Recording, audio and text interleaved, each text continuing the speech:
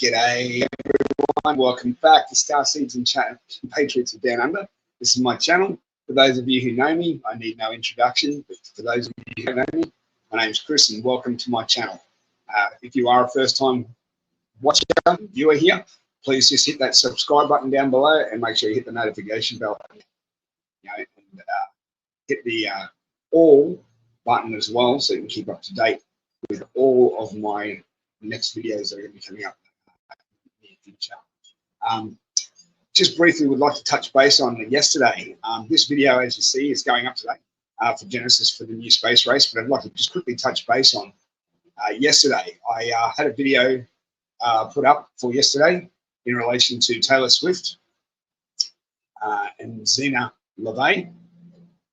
If you don't know who Zena LeVay is, I suggest highly look up who Zena LeVay is and her history and her connections to Anton LeVay. They are all connected to the Church of Satan. Okay. Unfortunately, that video was taken down by the powers that be.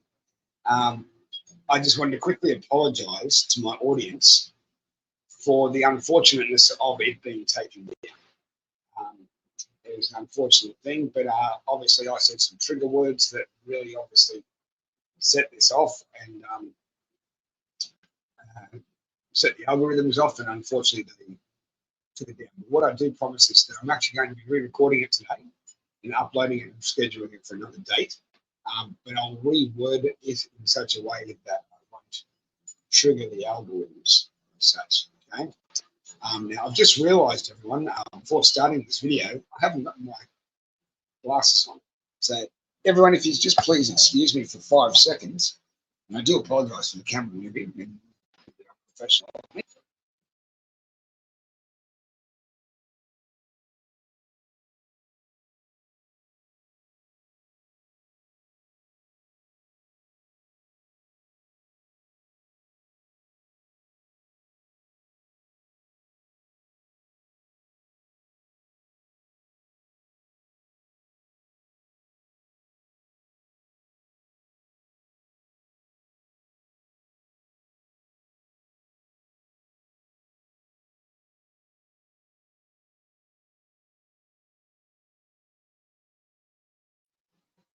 Okay, voila. Just realised my mic was off still. So everyone, here we go. I'm back, and I dare say we shall get into the next chapter for Genesis for the new space race. Okay, so today we have chapter 8, Fatherland evacuated in new aircraft and giant U-boats. Okay.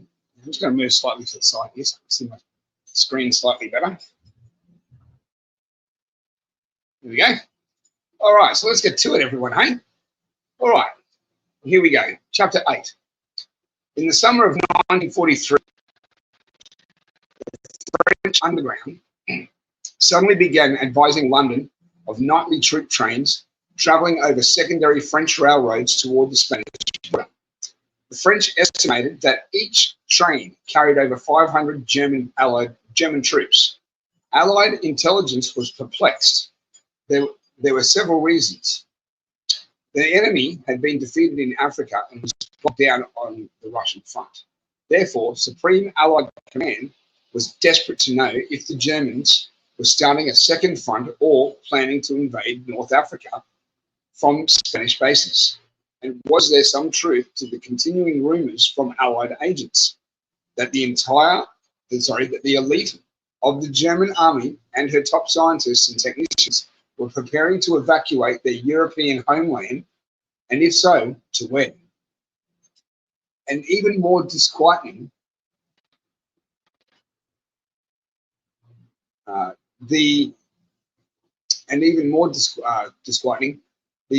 British and the American OSS, that's the Office of Strategic Services, had learned that Hitler had put much of Germany's scientific effort into a new type of round-wing plane, which was perhaps laser-equipped to destroy London or New York in 1 hour. The American OSS knew precisely the horrible possibilities of such a German breakthrough. The question was asked if the Germans were building those planes in some remote area of Spain or South America. Allied headquarters in London sent 12 top agents into Germany, France, and Spain and asked the American OSS to infiltrate these troop trains to ascertain German intentions. 3 Americans were chosen, one of German descent and a graduate of Princeton Law School, another an ordained priest who later became director of the CIA. They all spoke fluent German. The 4th Spanish-speaking agent was sent to neutral Spain, where in Seville, he established himself, I hope I pronounced that right, Seville. He established himself for 3 weeks to listen to Spanish railwaymen and observe Germans in Spanish uniforms, changing trains for a coastal destination. 2 of the agents managed to get their messages to London in spite of being caught, and Alan Dulles got behind enemy territory and back without detection. This story of American espionage on German troop trains is said to be legendary in intelligence circles. And for sheer heroism, it is one of the bravest and most dangerous wartime episodes ever recorded. I agree. It would be. The risk involved doing such espionage acts back in those times would have been tremendous. And we've only seen basics of it in movies and TV shows. I mean, that's not even close to the rawness and severity and risk that is involved in such infiltrations. In an Atlanta restaurant late one evening in April 1976, the author sat with 3 survivors of the 4 original agents who penetrated the German railway evacuation plot. The former agents, a Catholic priest, a Presbyterian, and a Christian Scientist, ate slowly. They talked and relived their train ride with the German troops. After the meal, the priest, then a cardinal, placed a bottle of wine on the table. Alan Dulles had brought it back from the 1943 episode of the plane.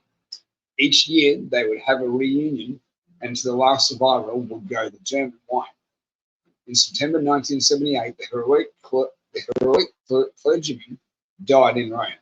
The reports of these agents began seeping back to London, and within 40 days, the Allies were piecing together a mystery. Germans were cleverly executing a contingency plan for their troops and civilians to evacuate Germany for a second stronghold after battle defeats in Europe were no longer reversible. Wonder what this second stronghold was and where. I think a lot of us know in our circle of disclosure community and truth community, after a lot of research over the years ourselves, and having people later like Dr. Salah and others that have come forth talking about this information, I think they've all validated from our own research what we've all found their answers as to what this secondary stronghold was and where it was. I think we're going to come to that so very shortly as to where that was in this book, which will further validate again all of us from this third-hand researcher and book that was published.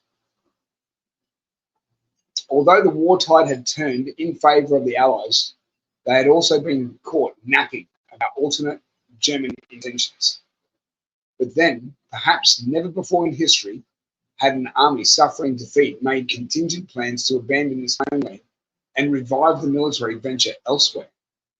The collective reports from the American, British, and French agents confirmed that crack German troops were being withdrawn from all fighting fronts and shipped to Spain. Furthermore, the 3 agents who had infiltrated the German troop trains reported that personnel on board comprised the essential manpower needed for a colonization attempt. These agents had identified a diversity of professions, business experts and workers disguised as soldiers, and had actually spoken with doctors, dentists, teachers, architects, toolmakers, machinists, etc., whose new oath on being verified for the train evacuation trips had required unflinching and everlasting loyalty to the Third Reich and its Führer.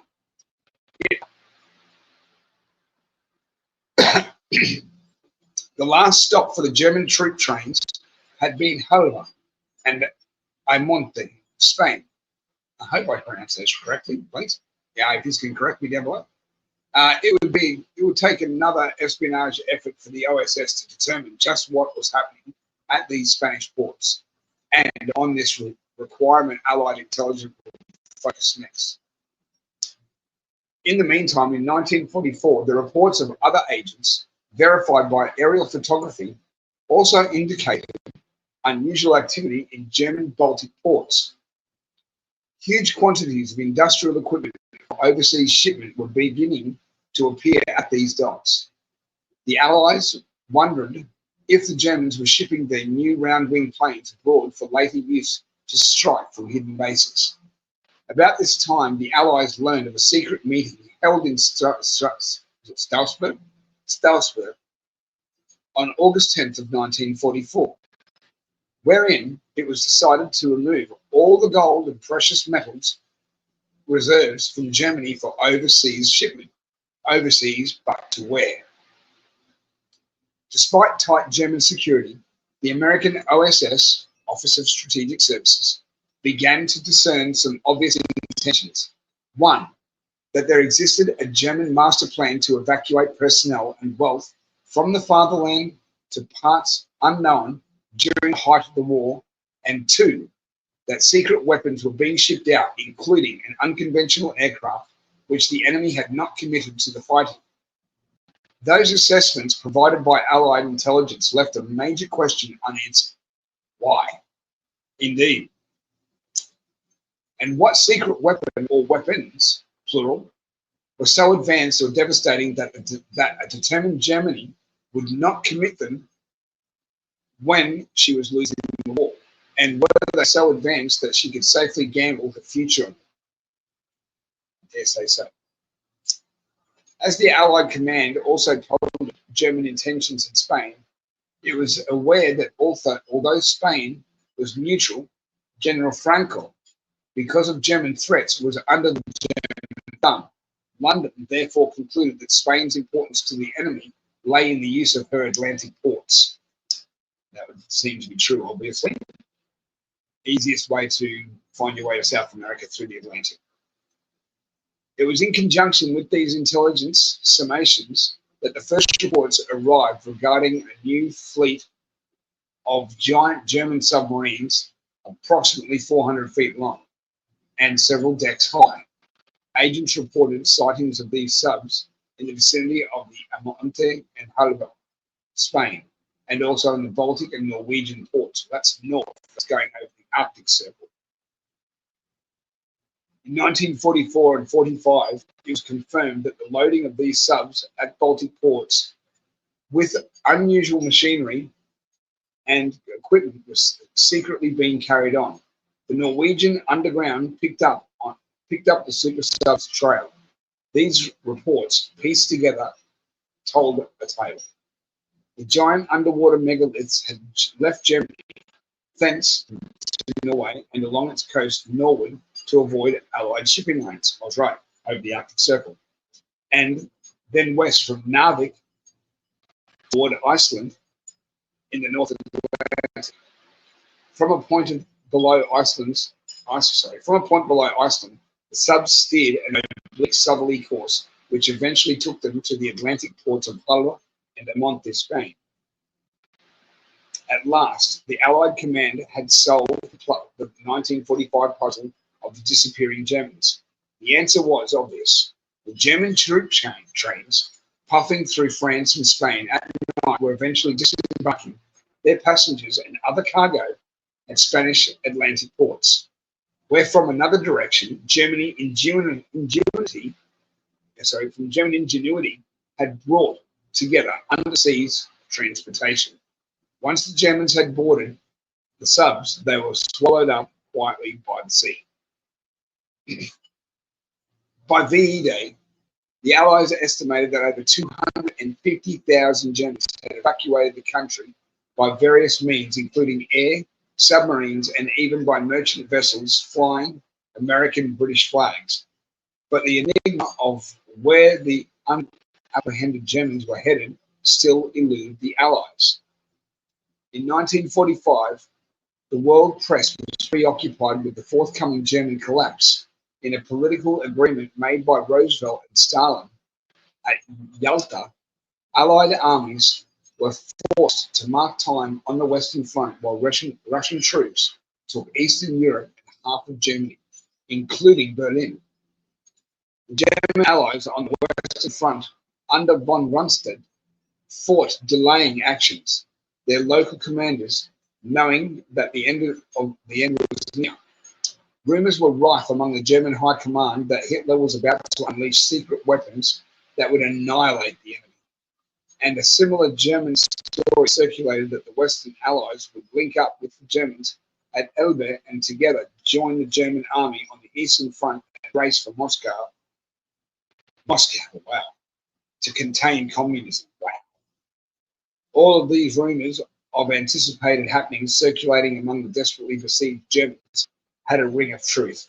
And in another way, and at another place, one of the supposed fantasies became frighteningly a reality.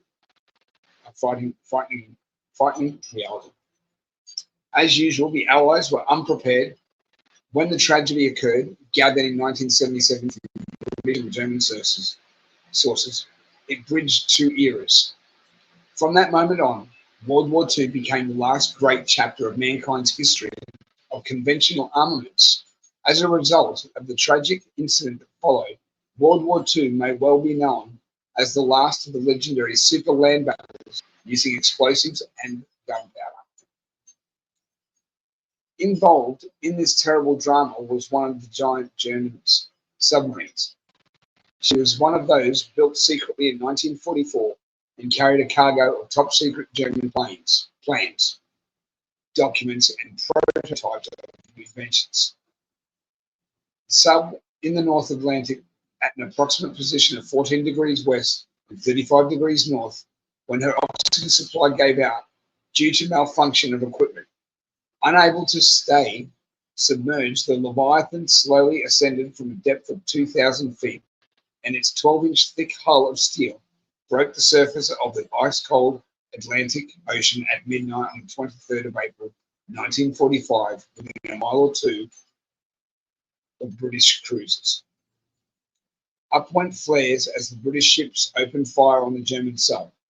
8-inch shells straddled the huge craft to get range. As an odd-shaped German gun appeared on the sub's hull, a pencil beam of laser homed in on the cruiser Camden. There was no battle thunder or fury from the sub. The ray lay silently piercing the darkness and flares, and in seconds, 20-foot diameter hole was cut from the port starboard side through the first ship, through the first surface ship. Like a toy boat suddenly filled with water, the cruiser sank horizontally with the hissing of steam from the white-hot steel hull. Then the beam moved onto the second cruiser, Hanover, and as another 20-foot hole was opened, she burst into flames and settled down in less than 30 seconds. Most of the ship's complement never reached their battle stations. Wow. Far out. That's devastating just there. But what I want you to just think about what we just read there for a second, people. This is in 1940 what? 23rd of April 1945, and they're talking about directed energy weapons in 1945. That's exactly what it sounds like to me, people. I'd like you to leave the comments below in relation to that there, if you could, please. That'd be awesome to hear if you concur whether or not that would be an actual directed energy weapon, similar to the ones that are used today, like in the Lahaina, ones in California, the California wildfires, the ones that are used here in Australia.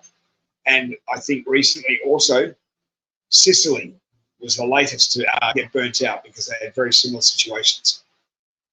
So yeah, I'd like you to leave the comments below in relation to that being directed energy weapons or not. They never, also, basically, all men lost their lives pretty much. Most men lost their lives. Those on deck duty jumped overboard. There you go. In less than 2 minutes, only some oil slick. In less than 2 minutes, only some oil slick, air bubbles, and flotsam appeared where the cruisers had stood. The German sub moved into range of the cruisers' former positions and machine gunned the survivors. Oh my God. Jesus. That'd be 50 cal too. That'd be 50 cal bullets. Jesus. The British flare settled into the sea and the blackness again enveloped the area. The German V-boat captain left his bridge and went below. Putting his head in his hands, he bent over and sobbed. An officer consoled him with the words, "It was the enemy or us. Otherwise, we were to scuttle." At dawn the next morning, in the same area, a British fishing trawler spotted 3 men on a piece of wreckage. Wow. The sailors, numb from exposure, were hauled aboard and 3 days later were landed in the Hebrides Islands. That day, at Allied headquarters in London, a telegram was received from the Hebrides at British Naval Headquarters, which shortly thereafter reached the OSS General Donovan. As General Donovan read the graphic story of the Go Marsala that cut holes like an opening in the British cruisers, he put down the cryptic message and said, "Oh my God, oh my God." A new war age had just been born. As a result of the naval engagement, the Joint Chiefs of Staff asked the question, where are the missing German round-wing planes that disappeared out of Germany, and are they too equipped with lasers? And from where was the enemy intending to strike with this hidden force of devastating new aircraft? At combined naval operations in London, Allied intelligence pondered where one of the laser-equipped monster subs might strike next. Everything afloat on the sea lanes was now vulnerable, but the enemy could not wait. The German plan had already been released. They would use another of their 12 super subs in a devastating naval engagement that, if it was successful, might bring the USA to its knees. But an accident of fate would alter the German plan. Here's how the story unfolds.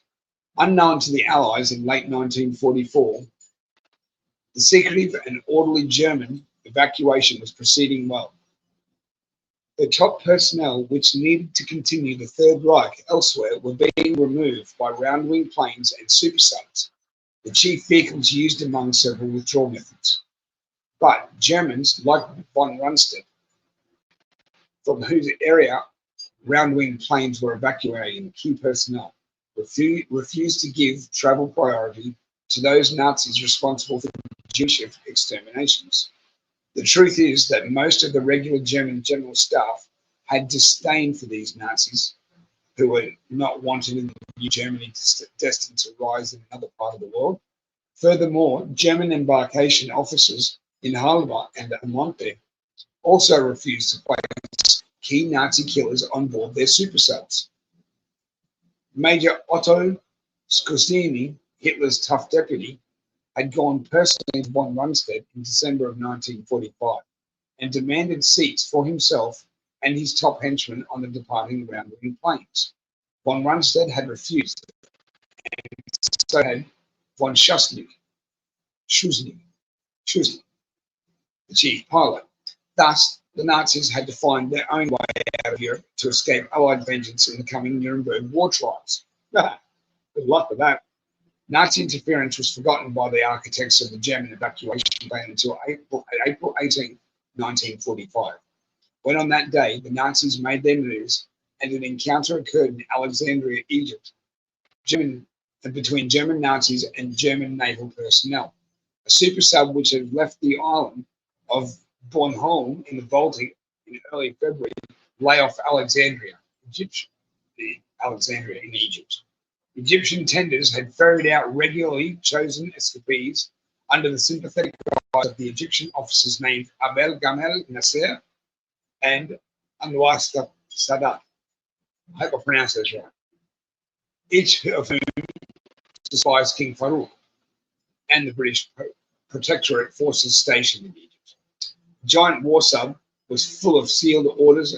The giant war sub was full of sealed orders were open for departure to the southern hemisphere when German Nazi Major Hauptmann Schmied came aboard and put a gun to the ribs of Lieutenant Commander Hans Meyers. He was ordered to disembark the 500 men. Another Nazi officer warned the naval commander that his wife and daughter were being held hostage in Bavaria, Germany, to be killed immediately if the sub-commander refused to obey. That night, 500 German immigrants were replaced by an equal number of Nazi Germans who had made their way from Germany to Egypt via Italy by various escape methods. By morning, the giant sub had slipped away and headed through the Straits of Gibraltar to the open old Atlantic, where she was not alone. As the sub-commander piloted his ship deep under the surface of the Mediterranean, he was kept under watch. Above, on the surface, 2 British destroyers followed the underwater transport by sonar. Good old sonar. As the sub neared Gibraltar, the British made no attempt to stop it. More ships joined surveillance, and together the giant sub with the German Navy crew under duress of nearly 500 Nazi masters and its silent overhead escort headed out across the Atlantic. Revised destination, New York. The sub's new mission, unauthorized by the German Admiralty, was to be the most aggressive act of the war the Nazis had devised for their final hours. On the sub's foredeck was a long artillery piece with a 12-inch bore that could fire shells at a rate of 30-second intervals. It was claimed that explosives in the warheads, a triumph of German research, would pulverize the city of New York quickly and destroy a large part of its population. From New York rubble, the sub's new directions were to take it into Chesapeake Bay, where Philadelphia, Baltimore, and Washington could be leveled also, and then on to Halifax or Miami to complete the destruction. That's a big plane, eh? Wow. Ballsy if the best as well. There was one problem. The sub-commander had not been told of the plans. Although British intelligence was privy to the scheme from the moment it began shadowing the sub out of Egypt. The dash under the ocean to the USA went as planned. When the underwater giant reached American waters, over 100 surface ships were waiting. Across New York Harbor stretched a bronze net, and the underwater bells with searchlights were suspended from barges. The net held. The light shone down on the sub. Depth charges fell astride her thick hull. Impregnable even from the depth charges and torpedoes fired from Allied subs, the 376-foot monster backed off and headed out for deep water. Where to now? Asked the sub-commander. Under the gun of Nazi General Oscar Delawana. To Miami. We'll shell it off the map from far out in deep water. The sub-commander replied, indeed. And how do I surface to man the deck gun when depth charges are tumbling onto our hull every minute? Deeply submerged, the sub-quarry headed south into the Straits of Florida, where she could not lose her 46 surface hunters, including American, British, Canadian, and French vessels out of Martinique.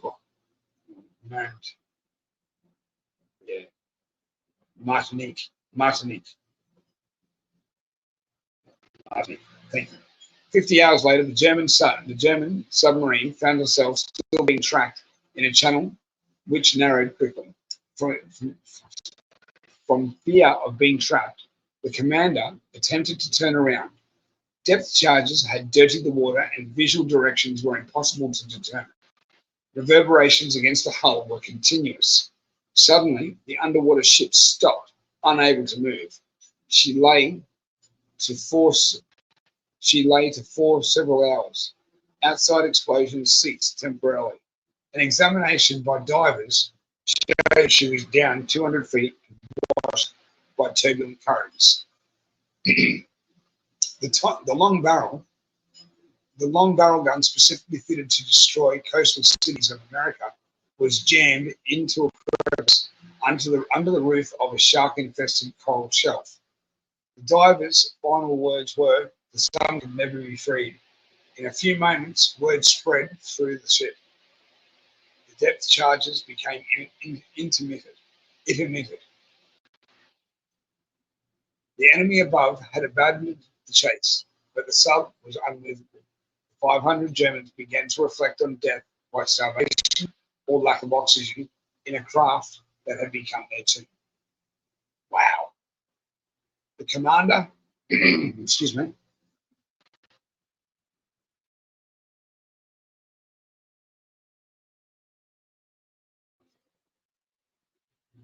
the commander made 5 trips out of the sub in the next 3 days.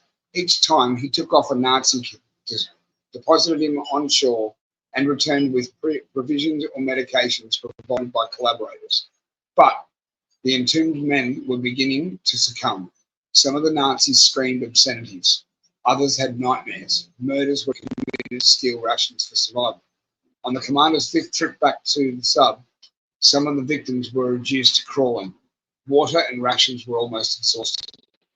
After a conference, it was decided that in order to save lives, the commander and one top Nazi should surrender to the American authorities. As strategy discussions continued, Nazi Major Schimmel slipped away and relieved the guard in the commander's control room. As the first guard departed, Schimmel put a gun to the head of Commander Myers and articulated forcefully, "You're my hostage. Obey every word or I'll kill you. Move in a normal way to the lower escape hatch. You and I are going to leave alone." So Lieutenant Hans Myers and Nazi Major Hauptmann Schimmel left the tomb on a small 2-man escape sub. They were never to return. Within 10 hours, the two had beached their sub off Elliott Key, surrendered to an American naval unit, been transported to Key West under guard, and had boarded a plane for Washington. But time was running out for the sub. The sub commander, one of the 5 escaped Nazis, whom he had been taken out a few days earlier, had, on separating, threatened, "You deliberately steered us into this trap. When I get the short-wave radio, I'll signal out people overseas to kill your wife and daughter. They are still my hostages." Excuse me. The first morning after the departure from the sub, on April 29th, 1945, the 2 Germans were in the White House under guard, flanked by naval intelligence officers. In front of them sat the President of the United States, Harry S. Truman, in office since April 13th, 1945. The sub-commander spoke. His sad blue eyes told of the human cargo left on board that would die if the Americans, whom they had been sent to kill, did not rescue them. During the interrogation, the commander explained his predicament. He had about 500 men with supplies exhausted. He had no passenger list. He explained that the first sub load had been bumped in Alexandria. But regardless, the sub commander asked that all lives be saved. As President Truman deliberated, the Nazi Major Schimmel asked to speak without presence of the sub commander, who was led out of the room. Standing before the naval intelligence officers, whose names were withheld for security reasons, and President Truman, the prisoner began to speak. Suddenly, his diction sounded unmistakably American. As he continued, Truman's jaw dropped in disbelief. "We have a double agent here." "Holy shit, wow, a double agent." These are the words he heard. "I'm not Major Hauptmann Schimmel, a Gestapo agent.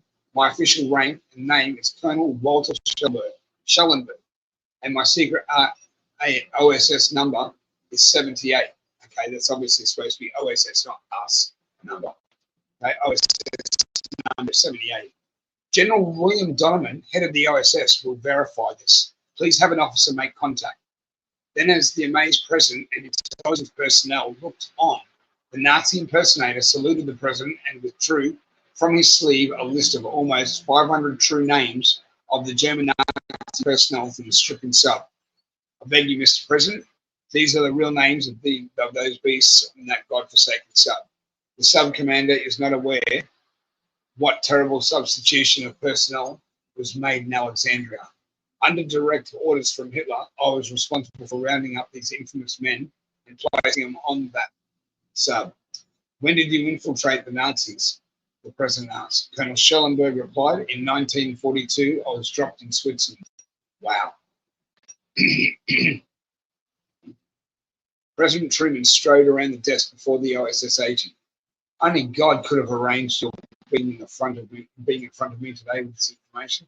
Welcome home and let me shake hands with a brave man. The president read the partial list of those Nazis on sub and handed it to one of the intelligence officers. Some of the names and particulars are as follows. As you can see here, we've got quite a few names. Wow, look at some of these charges. That's crazy. I won't read over all of them. There's obviously quite a few of them. But look at some of these charges and what they were doing, what their jobs were.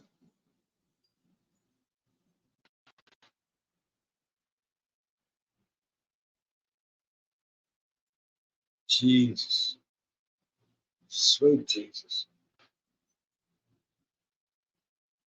Oh my God, I'll tell you. Oh, you poor excuse of a human being, Otto.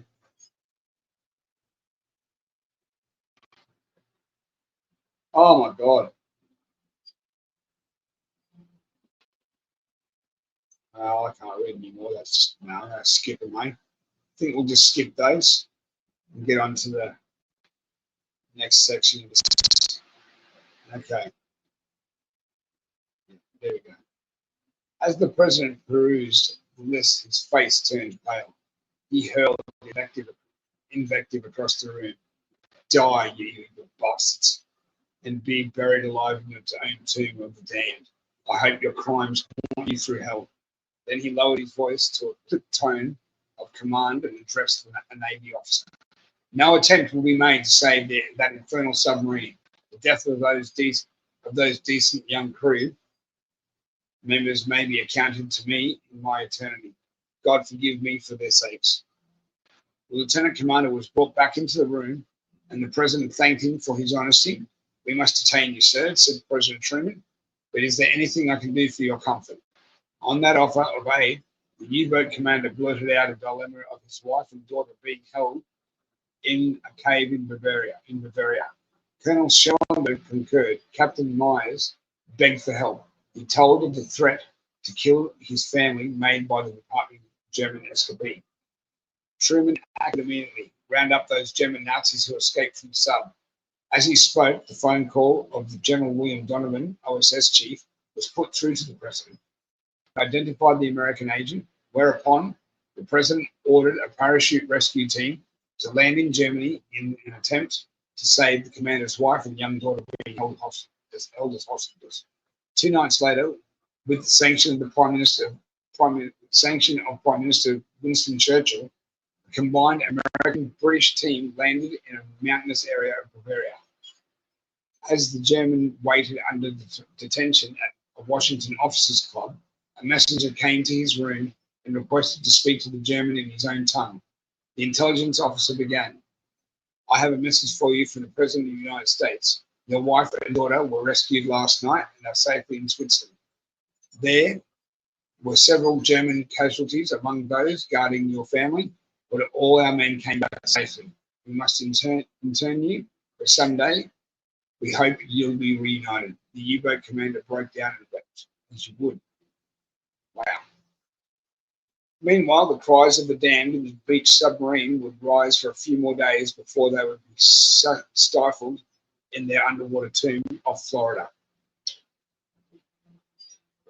American naval records captured German records, interviews with the super sub commander, and OSS files were used in preparing this episode. After 2.5 years in prison, the commander was acquitted at the Nuremberg war crime trials in 19 in 1947 of any deliberate wrongdoing while on the sub of the dam. In 1953, he emigrated to America with his family.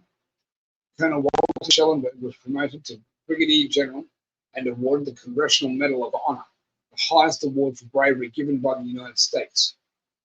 Great Britain awarded him its highest honor for valor, the Victoria Cross. The French ambassador to the USA pinned on him the Legion of Honor. King George VI asked Schellenberg if he would accept a knighthood, but the American graciously declined. After the war, he settled down anonymously in an American city with the abiding wish that he never again go to war. Many other details on the OSS espionage action of the underwater trip of the sub of the dam have been omitted for the sake of brevity. Wow. Pretty full on this chapter so far. Wow. I hope you're enjoying it as much as I am. By World War II's end, the Allies had enough information to comprehend part one of the German evacuation plans, which in effect was the removal of the elite of their armies and technicians from Europe. As mentioned before, by December 1944, enemy rail movements ending in the port of Amonte, Spain, had been observed and verified, and in the north, evidence of the super sub route was being carefully examined. Any Allied doubts that the Germans had not returned to the Atlantic in undersea craft were cast aside after the British cruisers were sunk. Logic evolved from the intelligence disclosures, categorically sought the answer to this question. Where are the vanishing Germans disappearing to on their carefully planned exodus route? It was at this juncture in Allied intelligence dilemma that OSS analysis from New York told of an expanding presence of Germans in Central and South America, and from Brazil to Argentina. Unconfirmed reports began trickling out of the southern hemisphere of unidentified flying objects being seen in the air and on the ground. It was too early in 1944 or 45 to be certain of German intentions, but General Eisenhower and General Donovan are quoted as wondering if the official surrender of German armies in Europe might only be a gesture, and that many Germans who got away would fight again on another day at another place. Subsequent to the actual German surrender, many questions were still unanswered, such as the whereabouts of numerous well-known German political, scientific, and service personnel. Too many were unaccounted for to be lost in battle, displaced, or incarcerated in prisoner of war camps, unless they had been taken to Russia. Also, while searching for the missing, it was also noted that many German dependents and relatives failed to show grief, knowing possibly that their loved ones were still alive and elsewhere. Why you wouldn't show grief? Somewhere, said General Eisenhower, I feel another Germany is being born, indeed. And I would rather we were the confidants of these Germans than the Russians. Another key remark by German Admiral Donitz in 1943 almost certainly indicated a mass German emigration. Donitz declared, the German underwater fleet is proud to have made an earthly paradise, an impregnable fortress for the Führer somewhere in the world. The phrase, in the world, was later to prove prophetic. Yes, impregnable fortress, the second base. We all know, as I said earlier. Let's see if this book confirms that. The authors have interviewed many key witnesses, including several former Nazis, the German embassy in Washington, and the high intelligence sources in America, and all agree that the German chief of state, Adolf Hitler, left Germany alive. The only difference in telling of the planned escape was the time of departure, the route, and the method. On December 15th, wow, my birthday, 1944, General Eisenhower called a most secret meeting in the High Command in London, England. Present were Allied chiefs of staff, including those from Free France, Denmark, Holland, Belgium, Norway, etc. General Eisenhower's purpose was twofold as he turned over the briefing to General William Donovan. and his assistant, who were asked to record and take notes. The assistant was the same one sent to Spain for observation of German troop arrivals at Seville. General Donovan began, "Gentlemen, for several weeks our agents have been watching secret movements of Germans through France to Spain. Our first opinion was that the enemy was planning a surprise attack on the north coast of Africa. We diverted divisions of troops and kept them in readiness for this anticipated attack. But as you all know, it never came. Now we are certain that these untold thousands of German troops have used Spanish ports to disappear in a way still uncertain to us." The general paused, looked around at the group of Allied chiefs of staff, and then slowly continued. "Perhaps one of those Germans who disappeared through Spain was the German leader, Adolf Hitler." The room was hushed, and then the general's assistant looked up at the sea of astonished faces. Then several individuals rose at once to ask questions. The general stated he would answer only a half a dozen, and those who were not satisfied could personally have a brief audience with him after the meeting. The first question asked, "Who's in charge in Germany?" Answer, "Grand Admiral Karl Dönitz is said to be the leader, but General von Rundstedt seems to be the one making the real nuts and bolts of military decisions."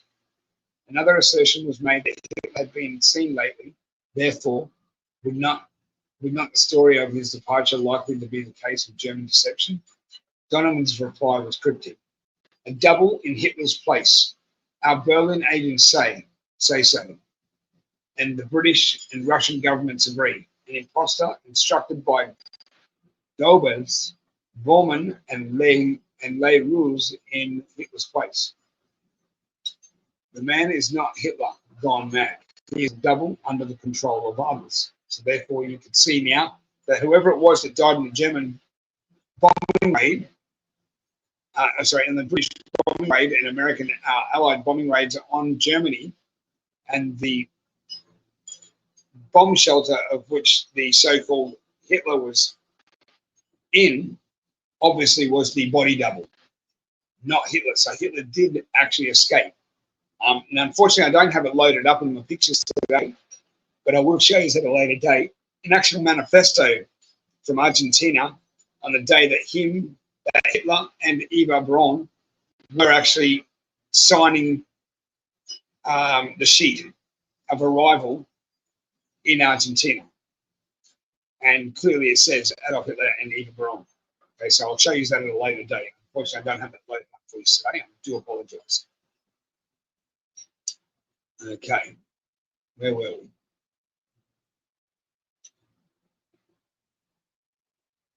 Okay. Donovan concluded the meeting by saying he believed the disappearance of Adolf Hitler was directly related to the dispersal of the entire German army. He told his cabinet that when the German armies were uncovered, the real Hitler would also be found. The OSS chief said that he was convinced of Hitler's personal and family exodus. Our next task, he told them, will be to pick up the trail of the German leader and his troops in South America. After the Allied briefing, General Donovan flew back to Washington. On arrival, he immediately called a special meeting of the OSS, Caribbean Intelligence, and his Brazilian Bureau. Donovan's earlier hunches paid off. Into New York, the wartime nerve center for America's Western Hemisphere intelligence, the coded reports of German arrivals throughout South America kept cable lines busy. Today, a confidential report by the CIA concedes the body found in the bunker was not that of Hitler, for among other things, neither fingerprints nor dental work matched Hitler's. Until 1974, the true Adolf Hitler nor a corpse proven to be his had ever been located.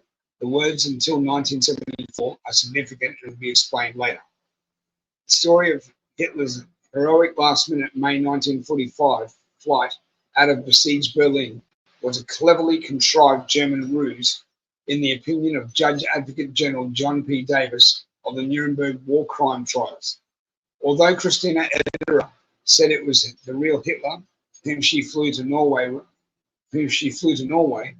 records of the Nuremberg trials state that Christina Ederer was a courageous woman but an unsatisfactory witness, jailed for perjury under oath.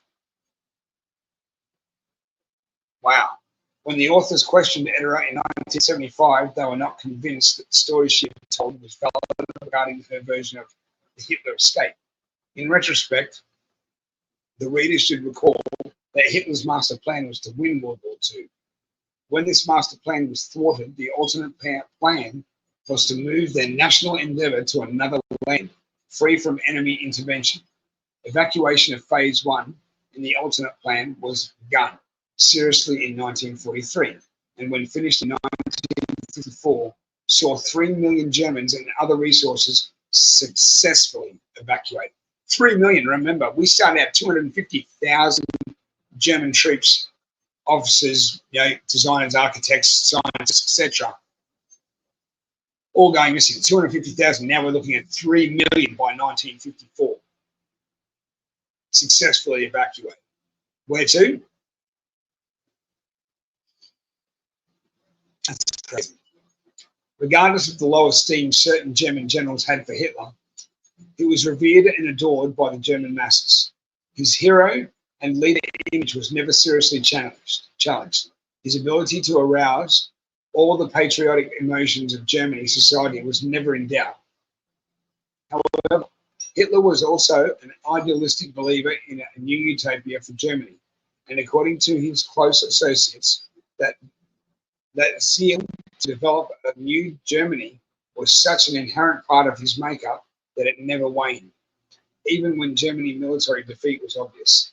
Therefore, Hitler was key to the German evacuation, and this fact will later be proven to be true beyond any doubt. In addition to Hitler's prominent role in the evacuation, another more human side of his life is perhaps as important.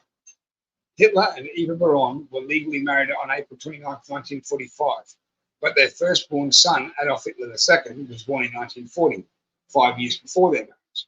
Hitler was said to be the father.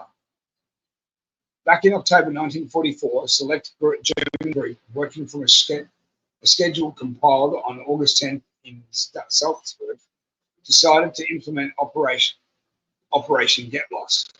Hitler was to be the catalyst.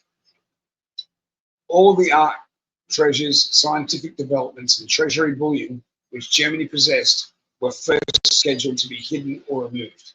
First to be safer removed, however, would be the Führer. Over Hitler's protests, he was asked to pack immediately his personal possessions and leave Germany for the new land. A double stood by to assume the Führer's role, and he would continue under the tutelage and surveillance of Bormann, Goebbels, and Leith. The Führer's party left Berlin by motorcade, traveling at night and safe harboring during the day to avoid Allied aircraft. The party consisted of Hitler and his wife Eva and their 4-year-old son Adolf II, and a 12-year-old adopted orphan boy named David. Over wide-track French railroads, still traveling at night, Hitler and his party reached Spain. They were transferred to a narrow Spanish track rail cars, eventually reaching, I'm not going to try and pronounce that, something castle in Zaragoza. There, Hitler met his Spanish confidant, who was to act as advisor and escort. It is from this highly respected Spaniard that the authors, while researching in Spain, verified how Hitler left Europe. Hitler was outfitted in Spanish business suit and his mustache removed and his hairstyle changed. His wife, Eva, was outfitted in a middle-class Spanish woman, and the boy David became a Spanish youth. Spanish tutoring complete at 3 a.m. on the morning of November 5th, 1944, Hitler and party vacated the castle by motor car with his Spanish confidant and chauffeur. Through Valencia and on to Seville, they travelled, resting the first night in a Colon hotel. The next day trip was resumed to Huelva and then finally on to Amonte, where rooms were provided in another hotel. The following night, November 7th, after taking leave of his Spanish guide and friend, Hitler and his family were taken on board a super sub along with 500 other Germans. During Hitler's stay in Amonte and for 3 days thereafter, Generalissimo Franco had placed the area under martial law. Allied intelligence never learned of the secret of Hitler's departure until long after World War II. So the whole city was under martial law to keep secret Hitler's presence in the city, so that the sub could come in and pick him and Eva Braun up, the 4-year-old, etc., and take them away whilst the actual city was under martial law, so no one would know the wiser. Wow. As the super sub slipped beneath the water, she headed southwest. For the next 18 days, in an 8x10 cabin, Hitler and his family shared the water. Shared living quarters and sleeping quarters. 2 lead-covered chairs, 4 bunks, and a radio for the Fuhrer and his family were the accessories. There were 2 doctors in attendance on board the submarine for the 500 passengers, submarine crew, and Hitler and his family. The Allies knew Hitler had fled. The Nuremberg war trials had created an unspoken climate of official concern that he would return incognito to Germany to become a symbol for Germany's Renaissance. In 1945, America decided to go after Hitler, but the secrets they discovered in South America and the Antarctic were so fantastic, so seemingly incredible, that telling the details to the world was as difficult as explaining that men from Mars had already landed on Earth. Indeed. Now think about this, we've also had, since 1940s, or 54, at the completion of this evacuation, till now, 2024, so 54 to 2020, that's 70 years. 70 years of no oversight whatsoever, and they have been down where they have been in Antarctica, doing what they've been doing until just recently, as we learned with the mass exodus of Bavarian-speaking Germans that left Antarctica roughly 2 years ago. Okay? Mass, hundreds of thousands of Germans leaving Antarctica. Where were they coming from? These people, I dare say, are the very descendants of those that escaped. Okay? Back in New York, more OSS reports told of additional German arrivals in South America. The Germans were flooded into Belém and other river ports, as well as airstrips in Brazil's Amazon Valley, Leticia, and in Colombia and Georgetown, British Guiana. The Germans always appeared to be in transit. At that point, General Donovan personally went to Brazil to direct operations. American agents posed as rubber, precious metals, and timber buyers along the Amazon and Orinoco rivers. They learned an amazing thing. Germans were appearing from hidden staging camps 3,000 miles up the Amazon, beyond the Obidos and even Manaus. From here, they were traced heading south toward the headwaters of the Amazon, where the trail often led up the still navigable Maran River, a tributary of the Amazon that went cold in the vicinity of Iquitos, Ecuador. As one OSS agent's report from Iquitos said, the Germans arrive here in local dress by the thousands, but they never leave. They are literally being swallowed up by the earth. Neither local Brazilians or the Indians, if they could explain the Kraut vanishing act. Kraut being Germans. Okay? At least that's what Americans used to call Germans back then, Krauts. While at Manaus and Rio de Janeiro, Germans in civilian dress also were seen departing by air for Buenos Aires and Montevideo, where they again were observed leaving in private and chartered planes for the interior of Argentina. One agent reported in February of 1945 that these VIPs, in their hauteur and arrogance, were like a newly formed German general staff. But World War II would end, Allied troops would demobilize, and another 2 years would go by just before what had happened for sure to Adolf Hitler and the core of hundreds of thousands of select Germans who vanished from fatherland. Well, it's interesting. Now, this isn't chapter 9 yet. This is all still part of chapter 8. I'm going to take a quick intermission, everyone, if you don't mind, just for a second. Now, I'm going to be just turning my mic and my camera off, but I'll be leaving some music on just briefly, which is the music for my new intro. So just enjoy it and enjoy it in total and whole, and I'll be back with you shortly.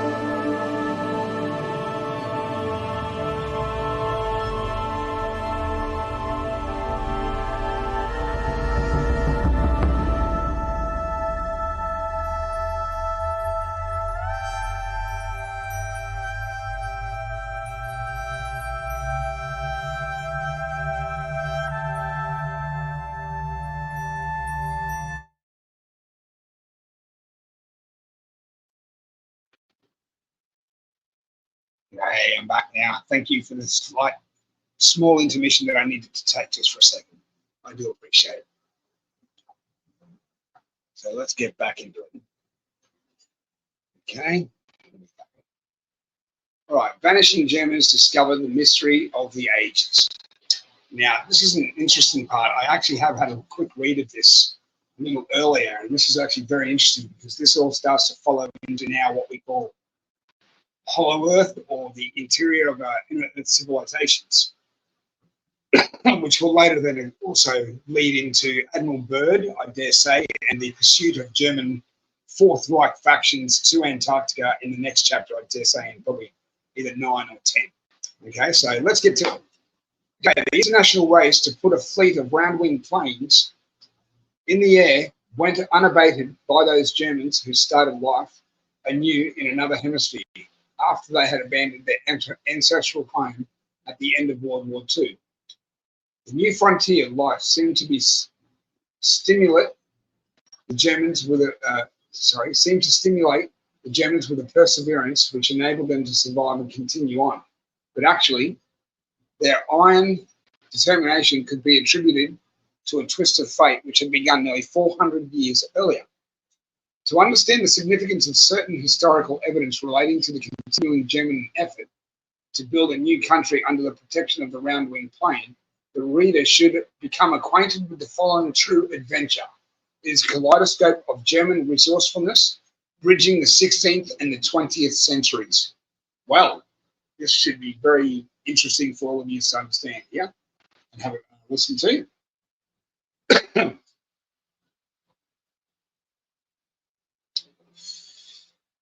All right. So where's my mouse? My mouse is not here. There it is. Okay.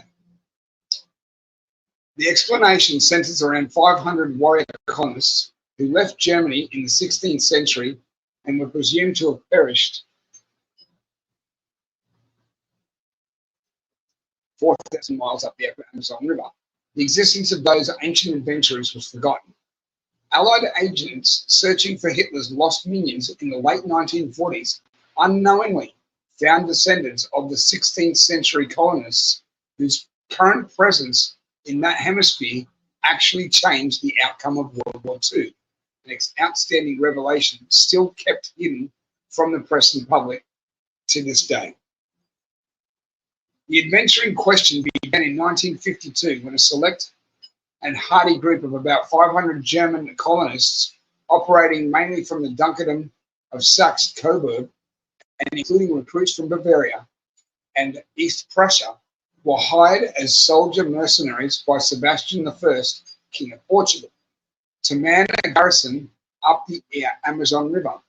The German soldiers were allowed to bring their wives, but after building the fort and doing garrison duty, they were to be given land grants in the interior of what is now Brazil. The families were mainly Lutheran who had been subject to Catholic persecution.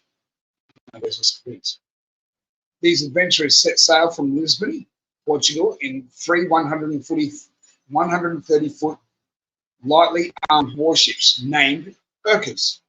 Their first task was to build a Portuguese fort on the upper reaches of the Amazon in a region of what today is the approximate border between Brazil and Ecuador. Upon completion of the fort, the Germans were to man the same against the Spaniards located on the other side of the river. By territorial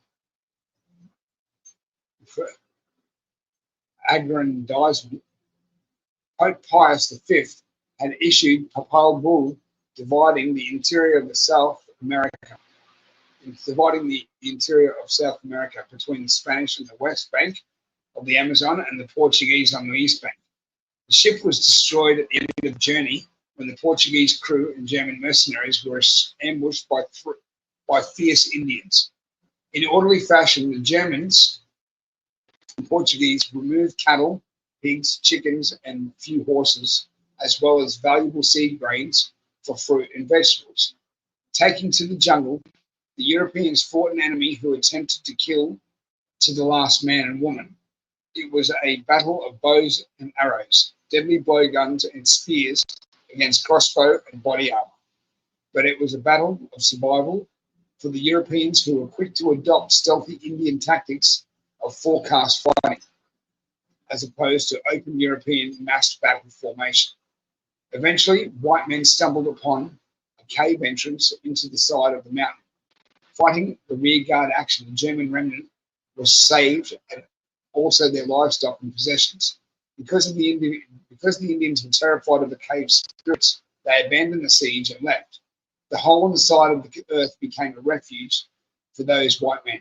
Periodically, the mercenaries were able to make armed sorties, armed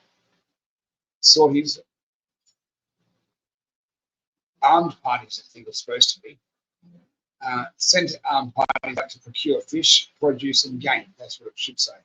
Meanwhile, inside the cavity, the besieged people found plentiful fresh water, and by lighting fires, they learned to sustain themselves in a primitive routine with ingenuity and skills the groups preserved, but dared not to establish themselves again in the dangerous world outside. Only the basic survival instincts kept them from total despair. After agonizing on their dilemma, scouting parties explored the cavity's interior and reported that the cave of refuge was actually the entrance to a deep underground tunnel. They also found there was evidence of human occupation perhaps accounting for the fear which the Indians had for the interior. The white men took to the tunnels, not knowing where they were going, but hoping the routes would eventually digress to the surface again, where they could resettle among friendly Indians. A documented story of this adventure was recorded in a diary on the ship's log, which the group saved. The hardships were endured by the German colonists for 3 generations until they emerged in 1647. The episode is told briefly here because of those 16th century Germans enabled the German Third Reich to continue after World War II. The leader of the original survivors of the 1572 Indian attacks was a German named von Lachner. It was he who also organized the tunnel escape and unknowingly led the remnants of his party through the fissures in groups of 30 deep into the earth, where several months later they found a huge, faintly lit cavity approximately 75 square miles. The ceiling was 300 feet in height, and the floor consisted of soil with the natural nutrients for crop growth. Here, the Germans established the first community, free from outside aggression, insulated from the surface.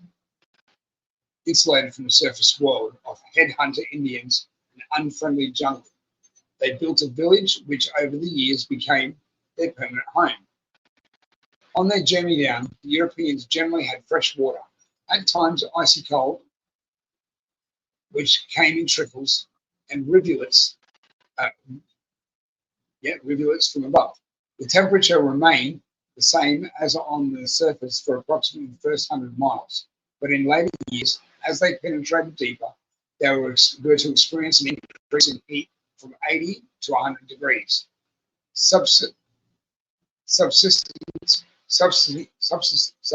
was a daily problem, but the raw elements of the nature on the surface, such as rain, cold, wind, and predators, were totally absent.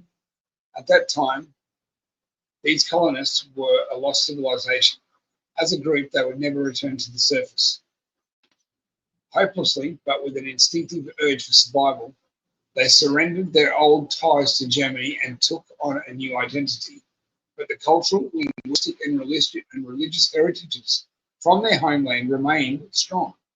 These assets they would carefully preserve and record for their children as they wandered in the tunnels and adapted to their changed lifestyle. Persistent stories have been told for centuries that white men were seen on Brazil's upper reaches of the Amazon. These tales, we now realize, are true.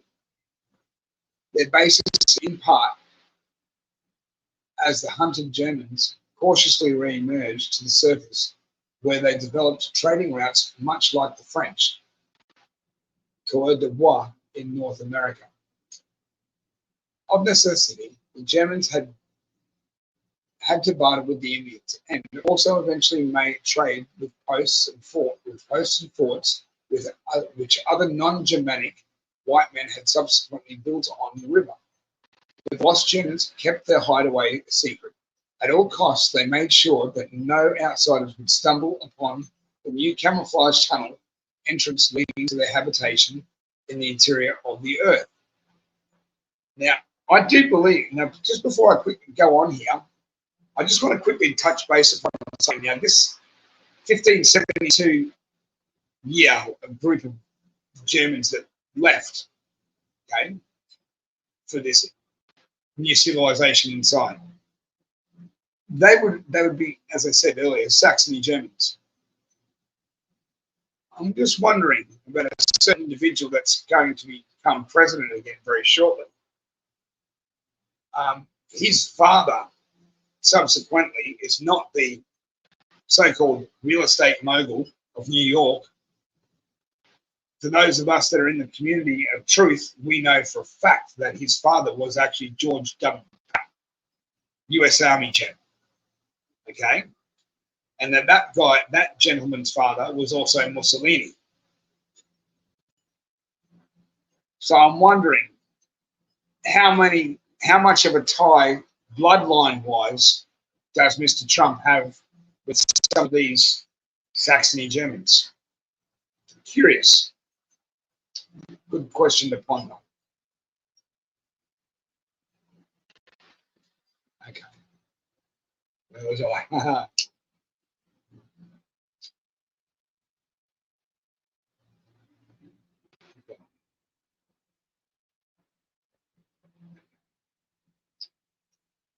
At all costs, they made sure that no outsider would stumble upon the new camouflage tunnel entrance leading to their habitation in the interior of the earth. Those who did never returned. In 1980, that village which the Germans started still survives and bears the name of its original founder, Leith, who was proclaimed first king in 1572. The habitation now has a population of over 30,000 people. As American colonists heading west in the 1700s broke through one natural obstacle after another, so the Germans inside the tunnel continued to explore and move on. From the first settlement of von Leith, a group under the leadership of a man named Wagner moved further into the tunnel. They located another cavity where a settlement was started under Wagner's surname. Population in 1977 was 60,000. So imagine how many people are down there now. By mid-1600, the Germans had developed a system of crude tracks and carts on wooden wheels. On this rudimentary railroad system, they were able to haul their farm produce and livestock. They began to grow crops, particularly barley, which adapted itself to the photosynthesis emanating from the rock wall. The faint natural light coming from the rock walls also enabled them to see, and their eyesight also adjusted to the dark. Further down the tunnels, the Germans descended and eventually established 6 cities along their 3,000-mile crude wooden rail system. Their offspring survived disease and hunger.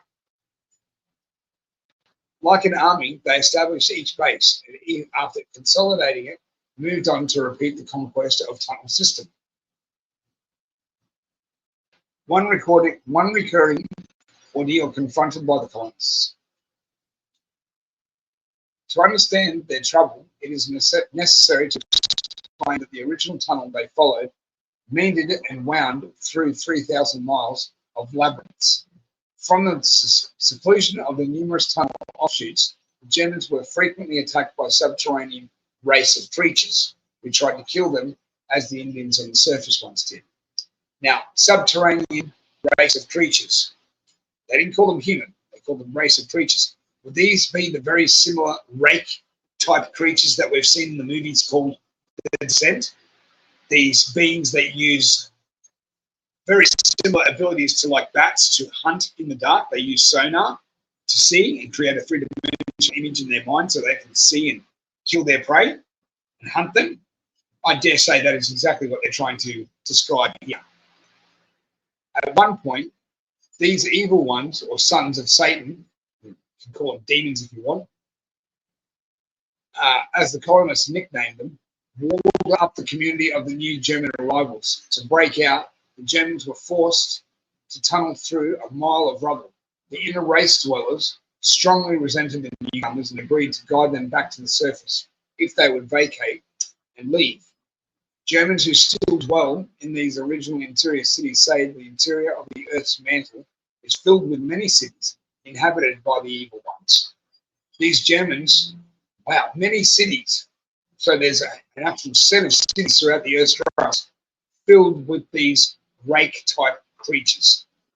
We all know what these rake-type creatures are. We've seen them on trail cam vision and all sorts of stuff now, coming out of cave entrances and stuff. So we know what they look like now. Wow. Filled with different races of rock dwellers who went underground for survival after different surface upheavals or floods which occurred during the former pre-Adamite and post-Adamite civilizations. They contend there are literally hundreds of huge cities located in pockets around the globe and under the seas, from 350 feet below the outer surface to many miles in depth. The German colonists of 1572 may have been the latest arrivals to wander into the Earth's mantle, like it, and remain. As the years passed, 3 generations of infants were born into the tunnel system. The German rock moles had established a chain of settlements named Hugner, population 1977, 180,000, and Baron von Breitner, population in 1977, 100,000. Celestine, population in 1977, 12,000. And Archduke von Kitchener, population in 1977, 62,000. Then on the 75th year of their forced sojourn, their scouting parties broke out into a promised land. Emerging through a rock opening, the advanced party looked about in wonder. All of them had been born inside the Earth's mantle, but had been raised to believe there was another world. As the first guides looked about, they beheld an unending sky, trees and rolling land. But more fascinating, everything, including themselves, was bathed in a light from a faint man-made orb that hung in a real sky. Their arrival inside the Earth's rock mantle was a midway point below today's countries of New Zealand and Australia. Well, guess where I am, folks? The Germans cheered and prayed, and they laughed, for they thought they had arrived back on the outside of the world again. Hurrying inside the tunnel, they told of this new wonder they had discovered. More jubilant Germans from the tunnel system emerged. Sometime later, contact was made with the inhabitants of this new land, who advised the German explorers that they had descended to the inside of the earth, where hundreds of millions of peaceful people lived, who shunned surface dwellers. The New Atlanteans, which they were called, moved through the air in magical, silent, round-wing aircraft and drove four-wheeled vehicles without horses or oxen. These people had an advanced civilization which amazed the Germans, recognized with hundreds of years ahead of the surface civilization their fathers had left years before.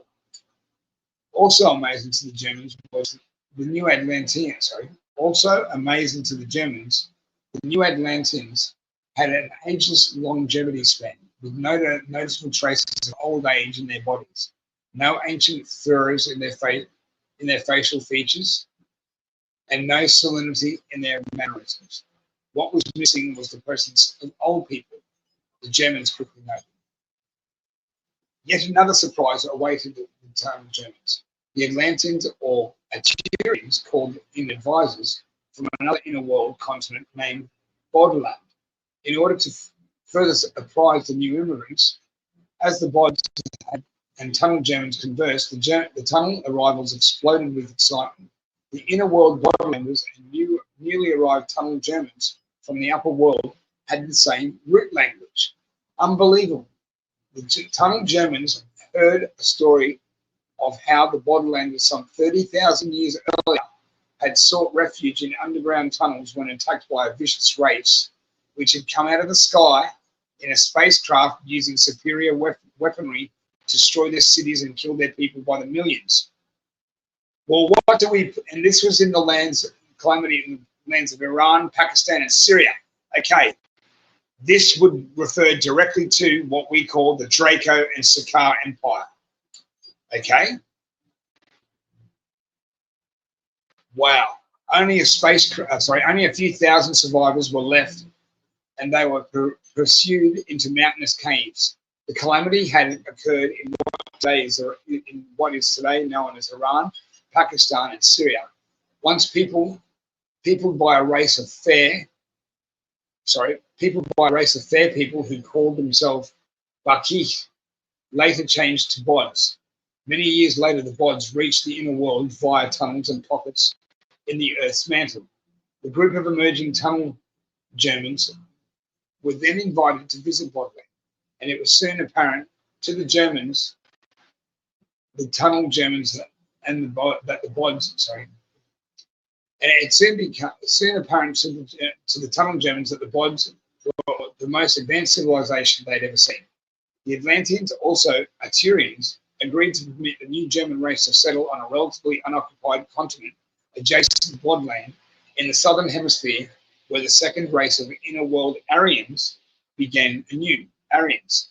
This is the supreme race that Hitler was trying to find and also bring about anew as well by blonde-haired, blue-eyed, fair skin.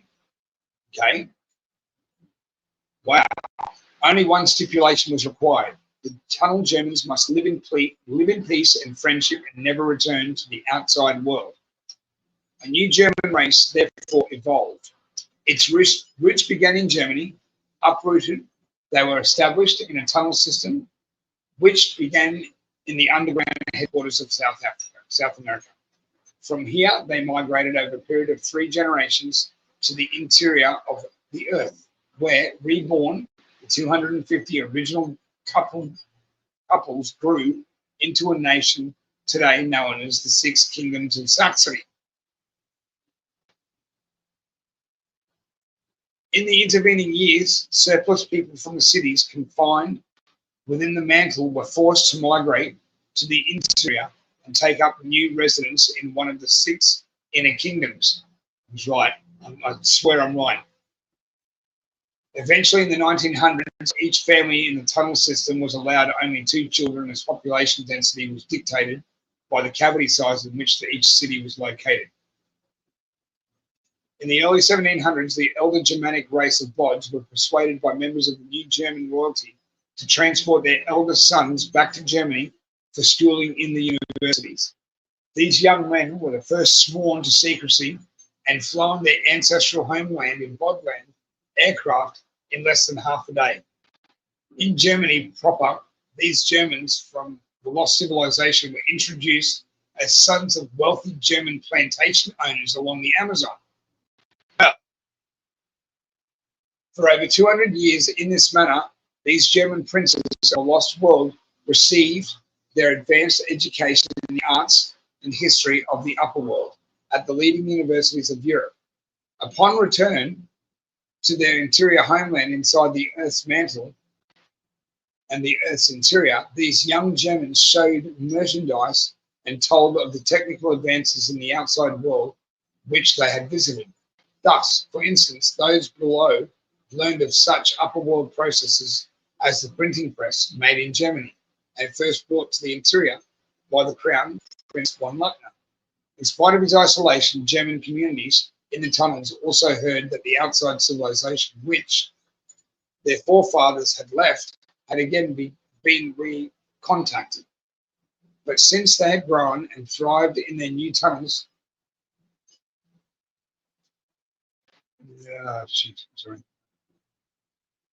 in their new tunnels and locales, they decided to remain there. Sorry, I lost my place for a sec. My eyes got blurry for a second. Sorry. This is a very long chapter, obviously. The original migratory tunnel route hit many dead ends, and although substantial improvements were made by use of the single car on wooden wheels and track, the tunnel still followed natural fissures, many of which doubled back like a winding creek. Excuse me.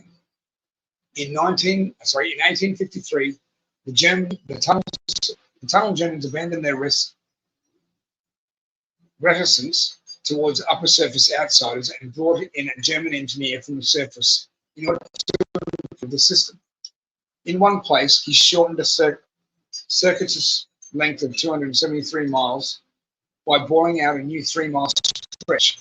Within this 3-mile bore, they struck a large room over a mile by 3/4 of a mile in area. In this cavity, they later constructed railroads, shops, yards, storage tracks, buildings, etc. Continuing to bore the tunnel system, repetitive curves and bends were straightened, and the old length of 3,000 miles was shortened considerably. Borrowing technology and materials from the bonds inside the Earth, a single track electric railway system evolved, which the tunnel Germans improved annually. However, the tunnel entrance in Brazil-Peru border was kept a well-guarded secret. For those Germans who had eventually settled in the center of the Earth, the interior climate was hospitable, and by the turn of the 20th century, their numbers had reached 10 million. Wow! Oh, wow. Because of increased visitations, reports of sojourning princes had seeped out in Germany proper. At that time, these guys who must have written this book, who wrote this book, must have been British. Yeah, like they always use this word like properly at the end of, or you know how they use the word now. You know, like well proper, man. You know, that's well proper. It's, you can see here it's obviously very bad grammar that is being used. I don't know of anyone that uses that word in that syntax, in that respect. Very bad grammar. I don't know how they got this published. They should have edited it. My apologies, everyone. I'm just too picky. I like to read properly. I don't use crappy words like that. At that time, the German engineer had told of his work among lost German cities in the tunnel. Finally, in World War I, the Germans in the tunnel sent a volunteer regiment to fight with the homeland cousins. At this juncture, in the renewed relationship between the subterranean Germans and the fatherland, the World War I regiment located many missing relatives from whom their forefathers had been separated 14 generations before. However, the inner world Germans did not participate in the upper world wars. Did Germanic underworld cousins visiting Germany during World War I advised her to abandon caution and reveal the existence of the underworld? The answer is yes, in part, plus other considerations. American State Department of December 1914 and January through March 1915, describing America's peace efforts to end World War I, clearly outlined the strenuous efforts by Germany to ensure a free access route to their underground nation. One of their most stringent demands in order for them to sign the armistice was as follows. Imperial Germany demands a free access through the Antarctic via the South Pole to the inner Earth for the purpose of future colonization. See what we just wrote? Imperial Germany demands free access through the Antarctic via the South Pole to the inner Earth for the purpose of future colonization, which gives credence to the good factions of Germans that escaped that wanted nothing to do with the Jew killers of World War II. These people escaped primarily to the interior and have remained there since and joined their other brethren. American Secretary of State Representative Colonel House later showed that Klaus to British Prime Minister Lloyd George. He laughed and said, "Give the Germans that icicle land of seals and penguins. It's nothing but a giant icebox. The Germans have gone insane." As for the interior Earth, Prime Minister Lloyd George suggested to Colonel House that somebody was pulling his official leg. Obviously, even in 1915, German Foreign Minister Count Zimmermann was more aware than the Allies that planet Earth was hollow in its centre. By 1930, limited contact and communications had again been established with the Tunnel Germans, and a sparse trade evolved. But see, we actually have records of this as well. I want to provide in the next episode when we read this some of the screenshots that I was able to get in relation to some of these trades that were going on back then. There's clear trading going on between surface and interior groups back in the early 1900s. Where was I? But the upper world Germans had never been taken into the subterranean localities or to the inner world. But despite their insulation, the presence of the lost German civilizations was being pieced together and recorded by German authorities in the fatherland. At the request of Adolf Hitler, officials in Nazi Germany carefully and meticulously gathered all these facts of the German Walhalla. However, Hitler was ambitious as a demagogue to place Germany on a war footing and move toward a total European conflict of arms, if necessary, had not gone unnoticed by the Germanic cousins of the inner world, particularly the Botlanders who had been at peace for 30,000 years. That's a long time. It was in 1936 that Hitler, prompted by media and unknown reasons, decided to send an exploration team to the inner world, presumably by air. The Bodlanders from inside the earth watched the upper Germans all the way and eventually invited the team to the capital city of Bonn, where Hitler's upper world Germans were treated royally before returning home. King of Bodland was invited to come up to Germany's Third Reich for a visit, and in October 1936, the inner world Bodland King Hakaus III responded, arriving secretly in Germany via his private spaceship. After talking to the upper world Germans, he was impressed by their national spirit and drive. But he also recognized that they were war-prone and had placed themselves in a direction of a total war footing. Taking Hitler and some of his officers aside, King Hakaus said, "I warn you, as a long-lost German brother, that you are on the brink of a colossal war that will lead Germany only to disaster. I urge you to stop this madness and reconsider before taking your nation down the wrong road a secondary time in this century. War is hate, full of negative karma and national agony. Develop a peaceful policy in a positive way." He then explained that his own intelligence indicated that the American president was also power-orientated and would like to rule the world. Russia's Stalin was also bent on world domination. Then the king prophesied that if Hitler pursued his dreams of German expansion by war, He would eventually end up being crushed by the armies of Russia and the United States and Britain and its allies. Hitler, of course, disregarded this sage advice from the ruler of another German nation, which had not been at war for 30 millennia and had built the greatest nation on or in the globe. Following the official visit of the King of Bodland, Hitler instructed his general staff to mount an immediate combined naval and air operation leading to the opening at the South Pole, by which they had intended to locate the lost German civilization in the interior of Earth. That 1937 and 38 search came to light in 1945 when American and British intelligence officers in London began examining captured German records.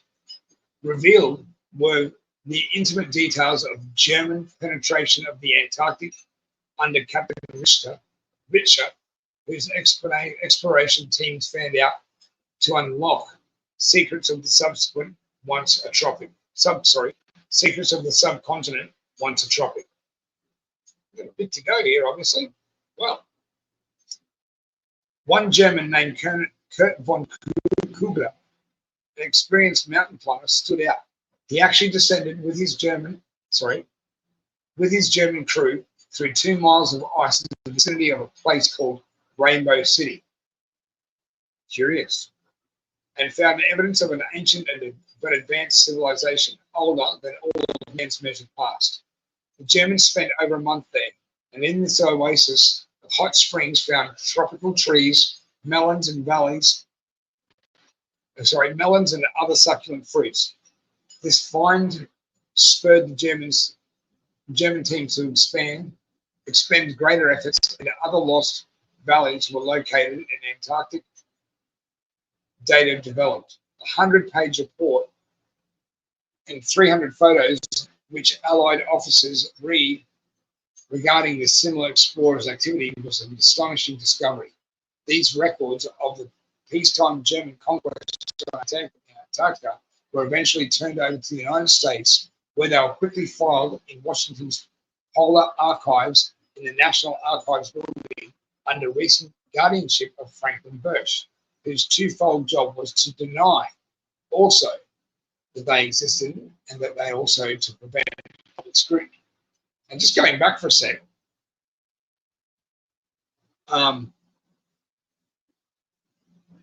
where was it they set up here? About the King of Chaos advising Germany and Hitler on their path. It certainly seems as though that Hitler did actually not heed the warning and took them to the brink, but also at the same time unraveling the Fourth Reich's plan to infiltrate on every level, which I dare say we'll come to in later chapters, where he's used the infiltration of Operation Paperclip to have all these so-called surrendering Nazis under the guise of becoming Americans, new identities, etc., new jobs. That's basically infiltration. Later, their children and descendants being groomed as such for these jobs and places of power and positions of corporations, etc. It just makes perfect sense that everything. I mean, like, look at it. The world is under communist rule as it is. I mean, last time I checked, I don't catch and release state where you say papers, please, everywhere you go, or show your ID. Last time I checked, that was in Germany and in Russia in the 1980s, especially. Over here in Australia, it's no different. Everywhere you go, it doesn't matter if you're innocent or not. Yeah, you've got the ID, mate. Yeah, that's the new way of showing papers, please. Yeah, sorry. Yeah, we're all under communist rule, whether people like it or not. Okay. All right, here we go. The Germans had left maps with routes and aerial photographs. On finding these, America notified Britain of their find and sent Admiral Byrd into the Antarctic to retrace the Germans' routes. Byrd's expedition was composed of Americans, British, and Canadians, one of the famous Britons being Sir Robert Scott, whom the authors interviewed. In 1938, German teams composed of military specialists and scientists finally found the Long Valley at the South Pole. Both land and aerial groups began the penetration. As they entered the 125-mile wide Antarctic opening, it's 125 miles wide, that opening. Okay? That's a big opening. The mystery unfolded. Traveling on, the valley deepened, and 500 miles later, the valley floor continued to drop and snow and ice disappeared.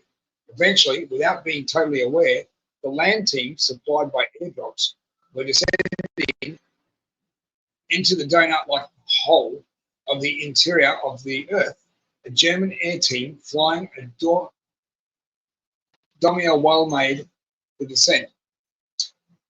Dornier Weil is a German-made aeroplane.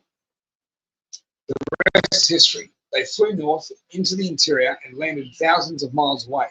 Among a race of people who resembled the aerial explorers themselves and spoke an ancient German dialect. The descendants had been found of those German mercenaries whose forefathers had disappeared up the Amazon of the upper world in 1572.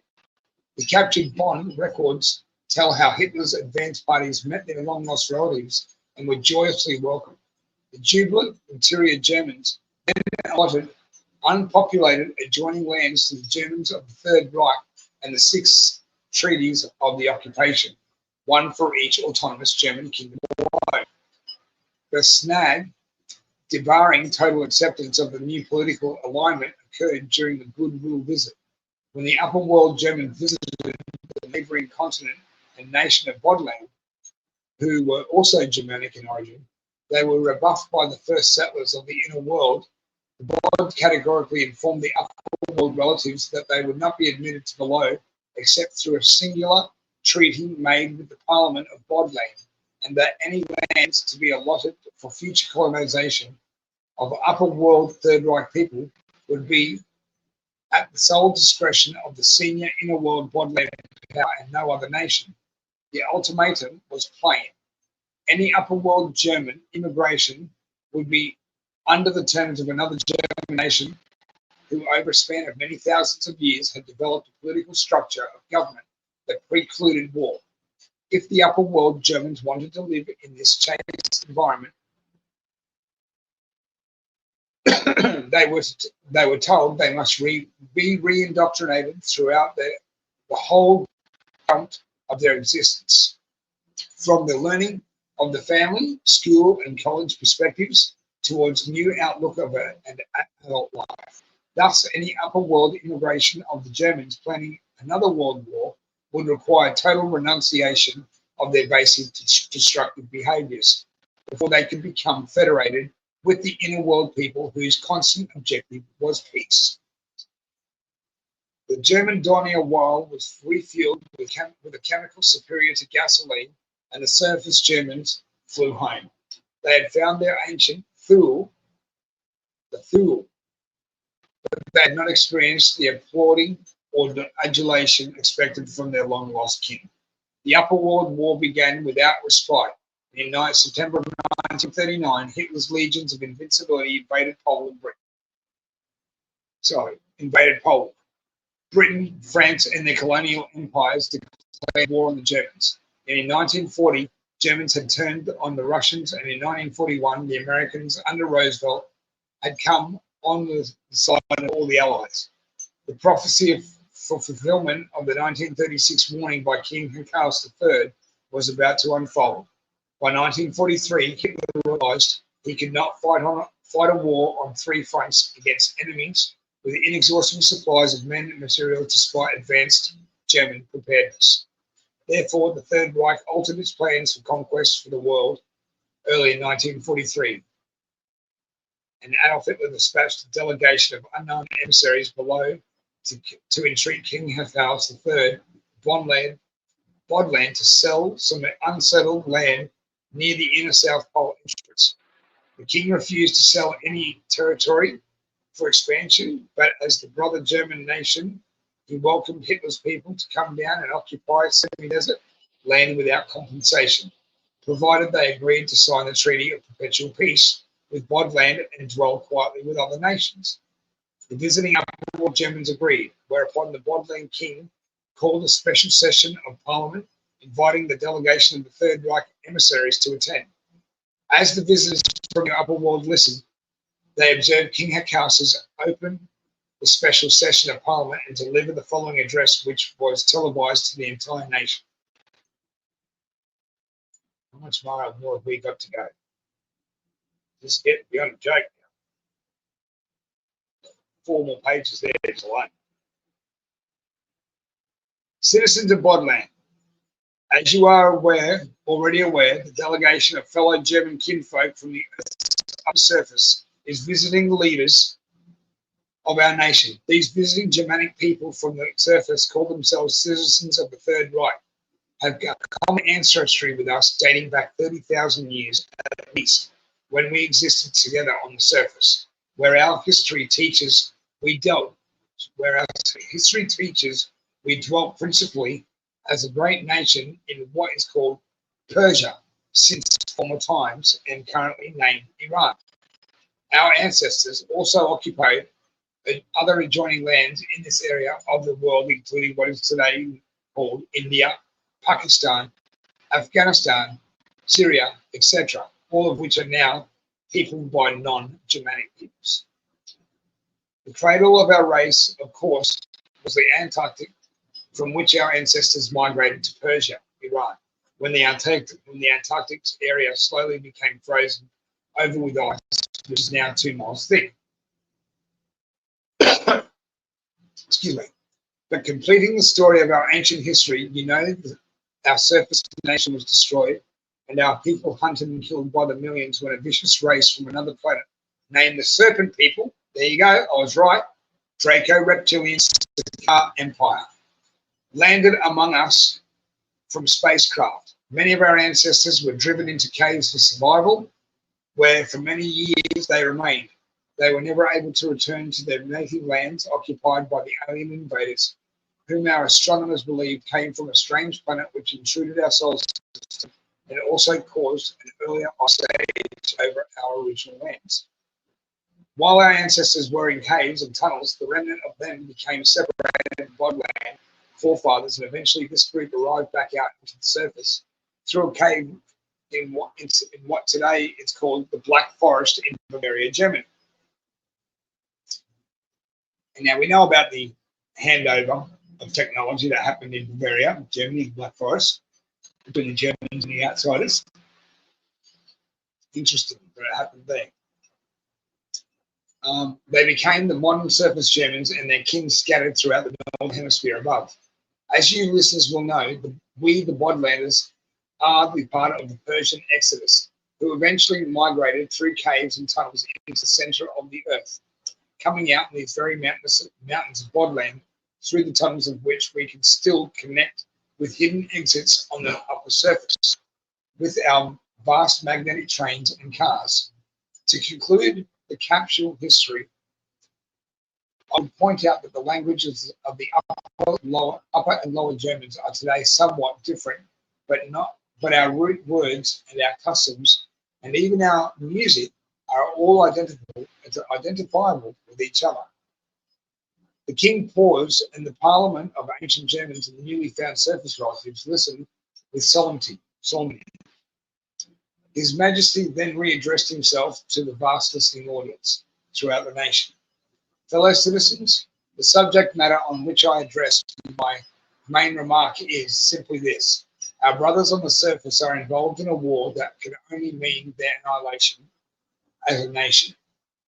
Having been led into this catastrophe by one man, a foolish leader, Adolf Hitler, whom I tried to warn of his wrongdoing 3 years before the war began, but he rejected my advice. At that time, I predicted his downfall if he were to engage his nation in war, because 2 other surface nations, whose leaders also wanted to rule the entire upper world, would unite and destroy the German leader. I refer to Franklin Delano Roosevelt of the United States and Joseph Stalin of Russia. Our brothers on the surface are losing in the war. It is only a matter of time before most of the country of Germany as a nation would be defeated and destroyed according to their plans of their enemies. A delegation of surface kinsmen are sitting in the parliamentary visitors gallery even today. They have come on behalf of their leaders to beg for our help. Without our befriending them, their people are lost.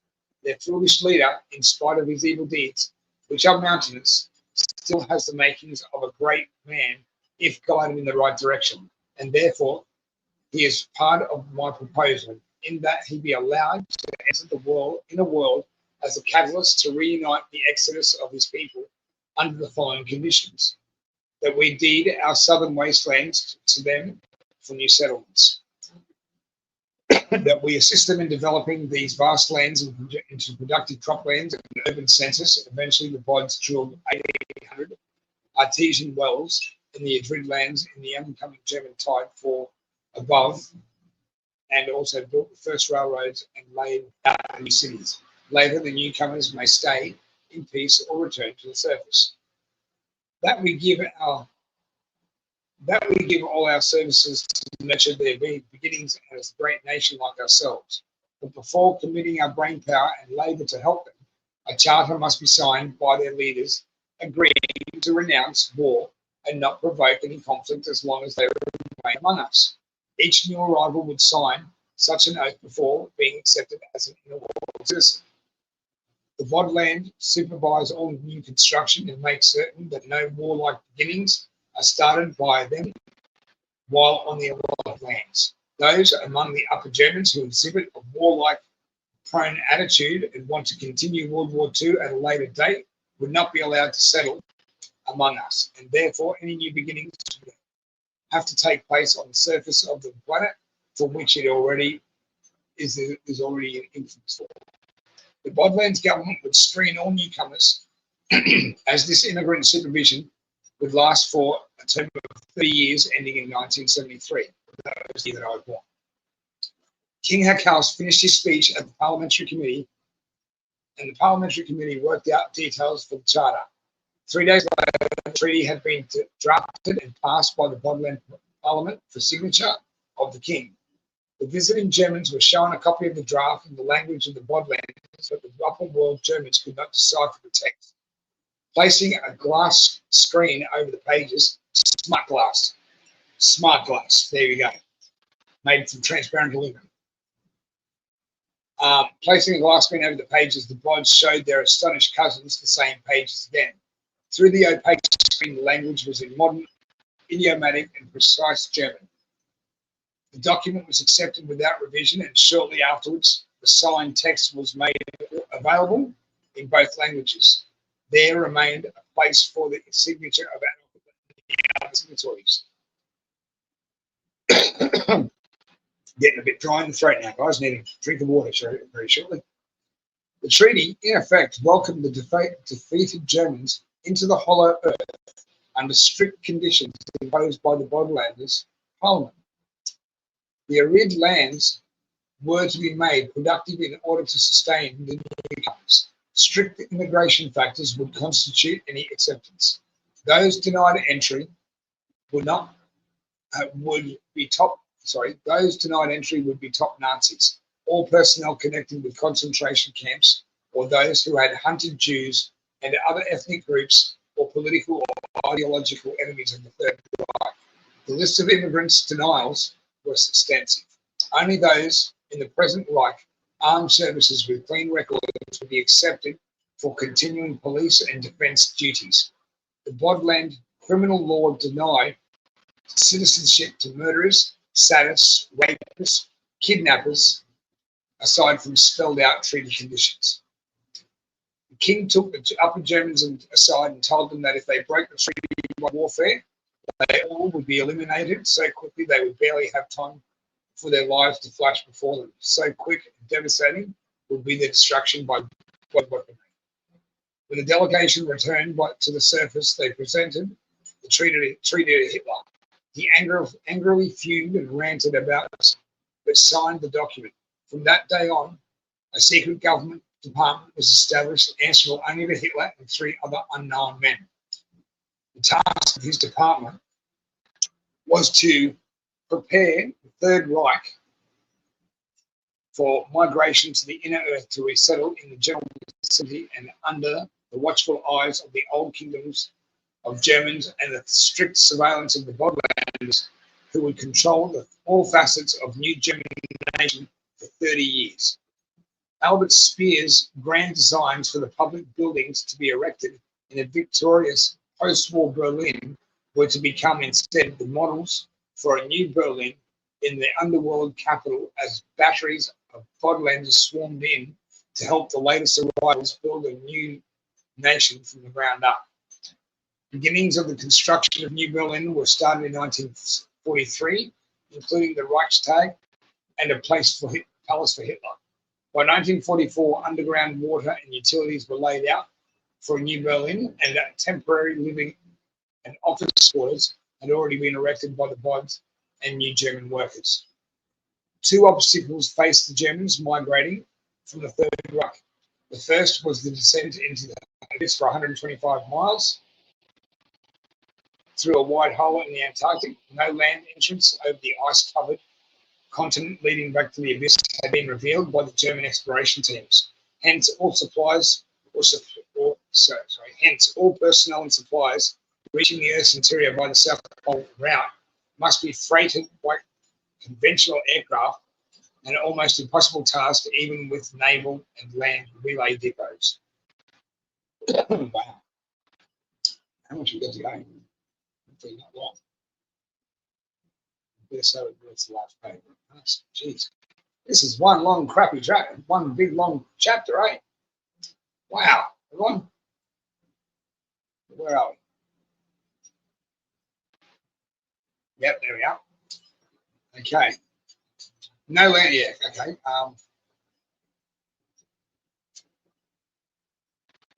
One alternative later devised was to have the 5 relatively untried round-wing planes powered by magnetic energy flown to secret hideouts in the southern hemisphere to become the nucleus of giant aircraft. 2 additional craft were later flown down, one in 1946 and the other in 1947. The second obstacle was an antiquated tunnel leading to the old Germany in the interior. The original tunnel of 3,000 miles, of course, had been reworked in the mid-1800s, but was still old-fashioned by modern standards. It had been used more or less for the interior trade of the various communities inside the mantle and not for mass transit. An updated German survey by body engineers therefore recommended building a system. Involved was a shortening of the total lineal miles before secondary lines to serve the local interior cities, and a new monorail track system with significant electrical power to carry up to 12 cars. My mouth is getting incredibly dry, everyone. I need to take another quick intermission for a second, if you don't mind, okay? Now I'm just going to quickly just play some music for you again, if you don't mind, and I'll be back in a second, everyone.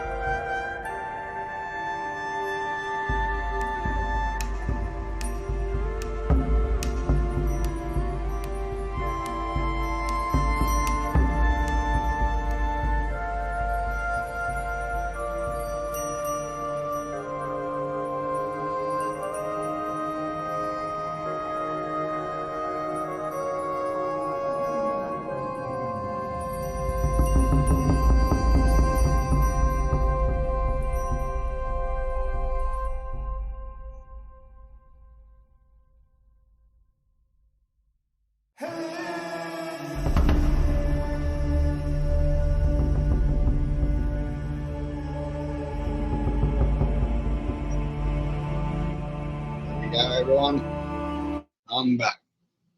Thank you for that. Appreciate your understanding. It does get a little bit dry from speaking quite a lot, reading, so I really appreciate that, letting the whistle. As World War II unexpectedly deteriorated for Germany after 1943, communications with the interior Germans increased via conventional aircraft. Notice I didn't say the word properly. I'm not going to drop down to that level of syntax, no way.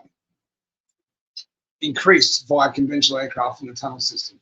Sometime in 1941, the subterranean German settlements invited their surface brothers to help modernize the tunnel system according to their earlier decision, and to expedite use of its facility in case they had to relocate their immigrants to the interior.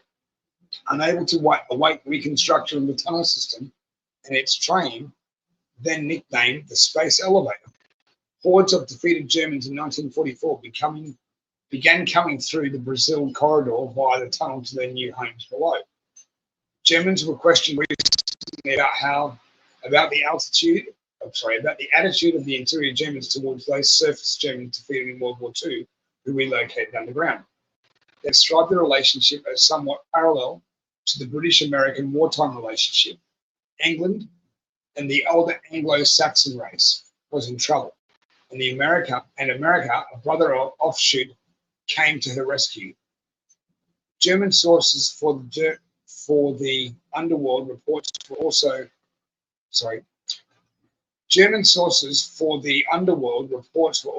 asked by the authors if the six kingdoms of the interior Germans or the Bods would amalgamate with Hitler's new arrivals. Not so, said the German sources. Each of the interior Germanies continued to value its strong nationalistic pride, which none will surrender. The peaceful political tone has been long established and ingrained in the Bod Germans, and newcomers are expected to abide by these same standards. The pair of nations described somewhat like the USA and Canada. Each has an English common law tradition, and a stranger would not recognize any significant social or political differences between Calgary and Dallas, except for accent and nationalistic pride. The German source went on to explain that the tunnel Germans, whose forefathers began the exodus, would remain economically and socially connected with the old six interior kingdoms of Germany, but recent fraternization and trade was making differences less recognizable. In 1943, the tunnel railway custodians named Two World Railroad Company were reincorporated under the Inner Earth Railway Company. On the advice of engineers from Bodland, they sent for a famous Swiss-speaking German engineer named Karl Schneider, to rebuild the tunnel system on a 5-year contract. Schneider's vast knowledge on railway tunneling came as a result of his experience in building the Simpson Tunnel from Milan, Italy, through to the Alps in Switzerland, Schwig in Switzerland, and also tunneling jobs in Russia, Australia, and South Africa.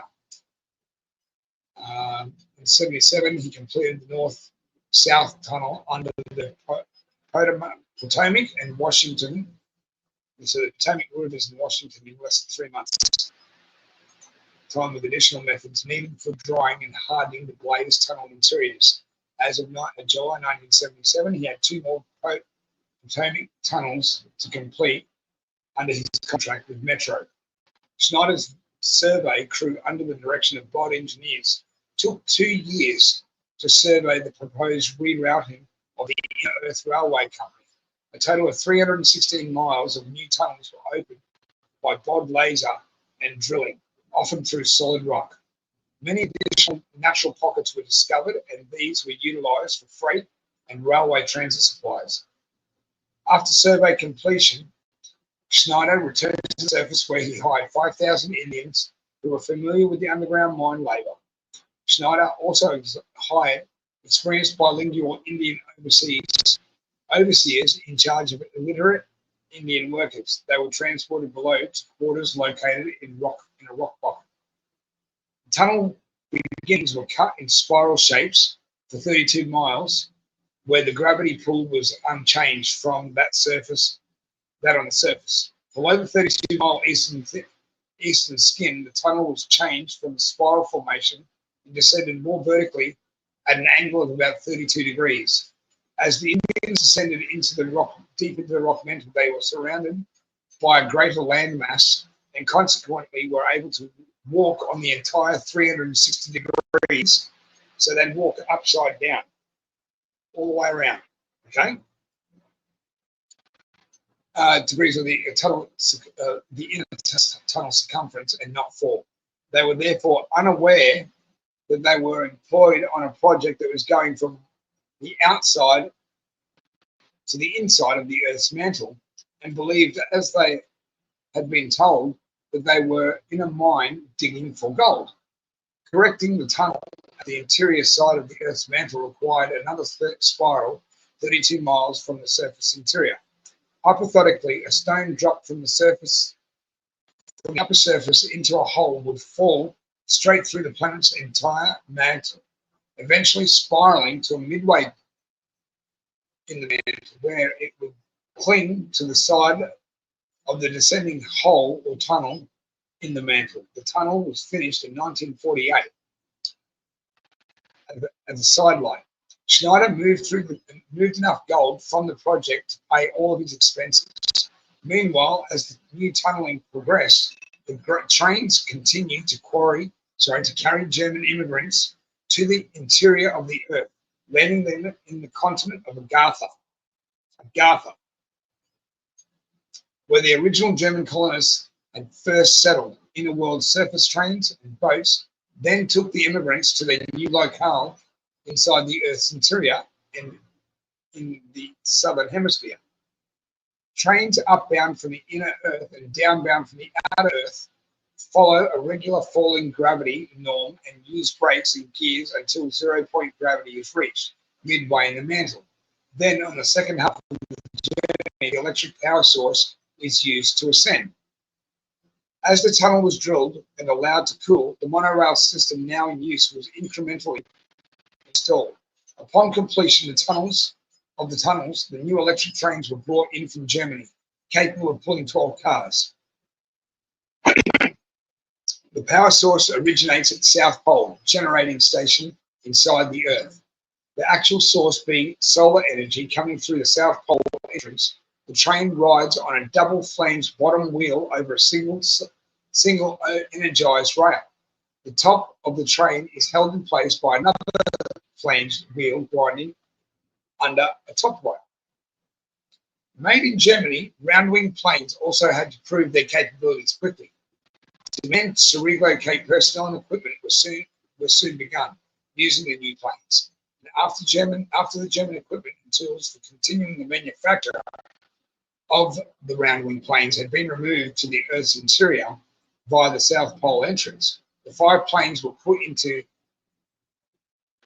international service, operating from secret bases in South America.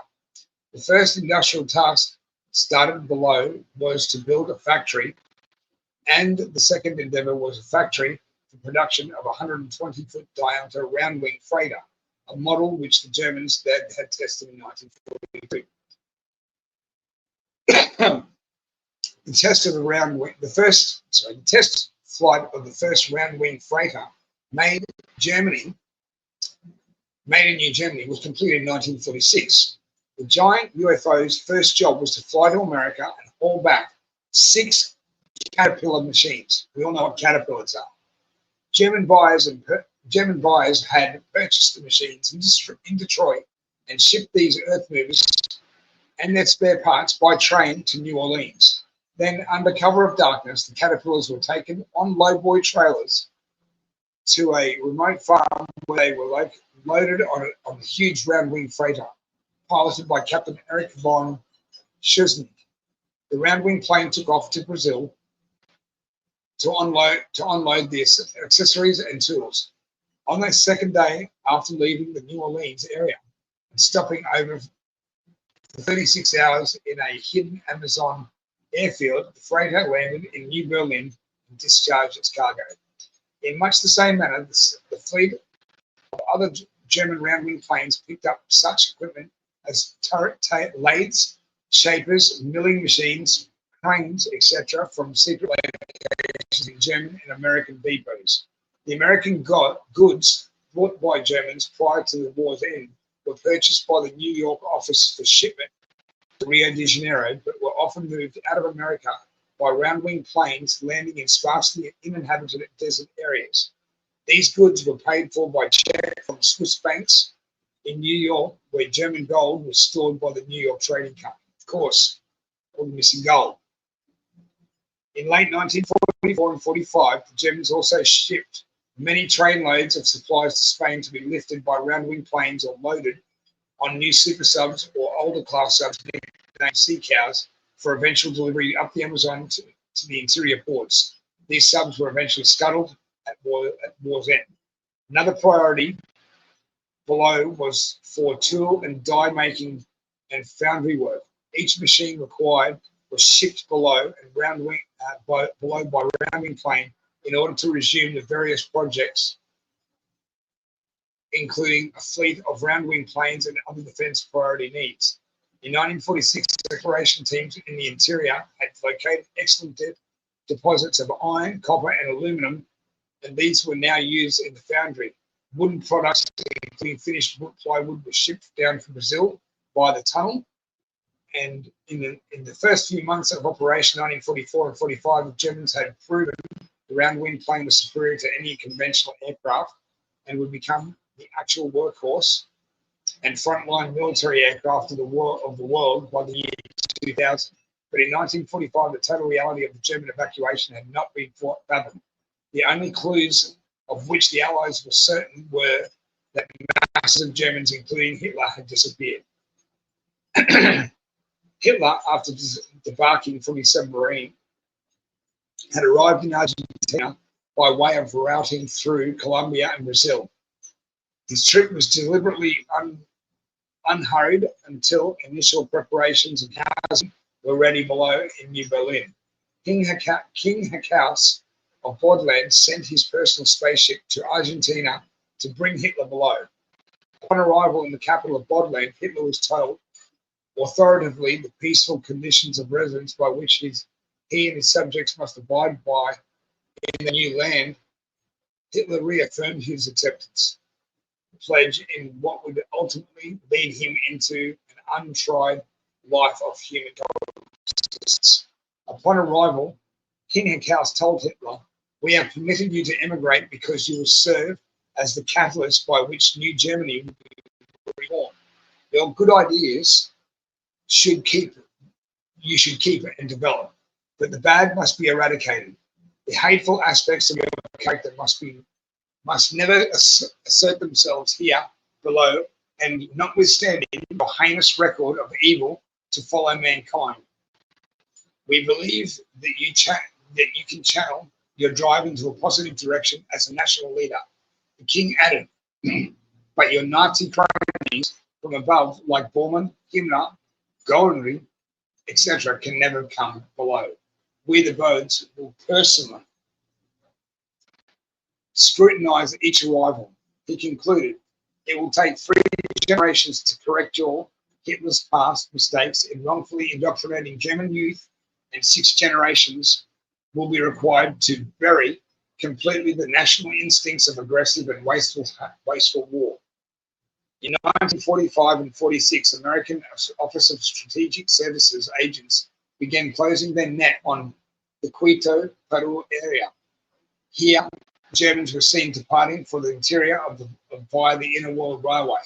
The American observers were confronted by a different German than those who had left Europe weeks or months before. Now the Americans and other international agents, including British and Canadians, ran into confident Germans who revealed openly their true Teutonic character, but they were still secretive about their reasons for being in that part of the world. Camps of Germans were hidden in Brazil, Colombia, Ecuador, British Guiana, and other outlying areas. These Germans were emerging when called to take the last train to their new homeland. Skills and professions needed below were sent down in the first trains available, while those of top priority were flying through the South Pole entrance in German or Bod round-wing planes. Eventually, 2.5 million Germans settled below. In 1944 and 1945 alone, combined methods of transportation, including the railroad and round-wing planes, carried over 200,000 Germans below. No annual census was taken, but population expansions into the interior increased yearly. By 1948, German girls from the homeland began arriving and marrying their sweethearts. Families whose husbands had gone below in the first waves were reunited by various methods and routings. When completed in 1948, the space elevator was carrying up to 3,600 passengers weekly, most traveling down. Schedules ran 3 times weekly each way. In 1948, the new train schedule made 6 stops for food, beverage, and lodging, traveling up to 300 miles per hour in between stations and traversing the entire distance in less than a 24-hour period. Scores of smaller interior tunnels communities were built up in newly discovered pockets, and these new communities were served by interior-based local trains which never surfaced. In 1978, 3 to 5 car trains, only 300 to 500 passengers weekly, the remaining cars being filled with freight and commodities. A large German community has grown up in the vicinity of the underground depot that once was a hole into the cave in 1572 and for eons of time before that. Today, Germans return to the surface close to the Iquitos, thence to Manaus, and via Varig Airways fly to Rio de Janeiro. From there, they travel by Pan Am to San Juan, Puerto Rico, or Lisbon, Portugal, and then by plane or train to Germany. Currently many of these interior Germans are coming back to the surface to retire in their homeland. Some of the Germans also elect to retire in various South American countries, or the United States, Canada, Britain, and Spain, rather than go to their old homelands in communist-held East Germany. In 1946, while the board strictly supervised the building of a minimal aerial navy and land force to be used only for New Germany's national police protection and defense, a setback occurred, which was to test their survival. It was from an unexpected source. Geez, this just keeps on going, eh? So, chapter 10, so we must have gone into chapter 9 because we started with chapter 8. I do apologize, everyone, but I had to get it done. Okay, let's go. Right. Oh, we'll go back.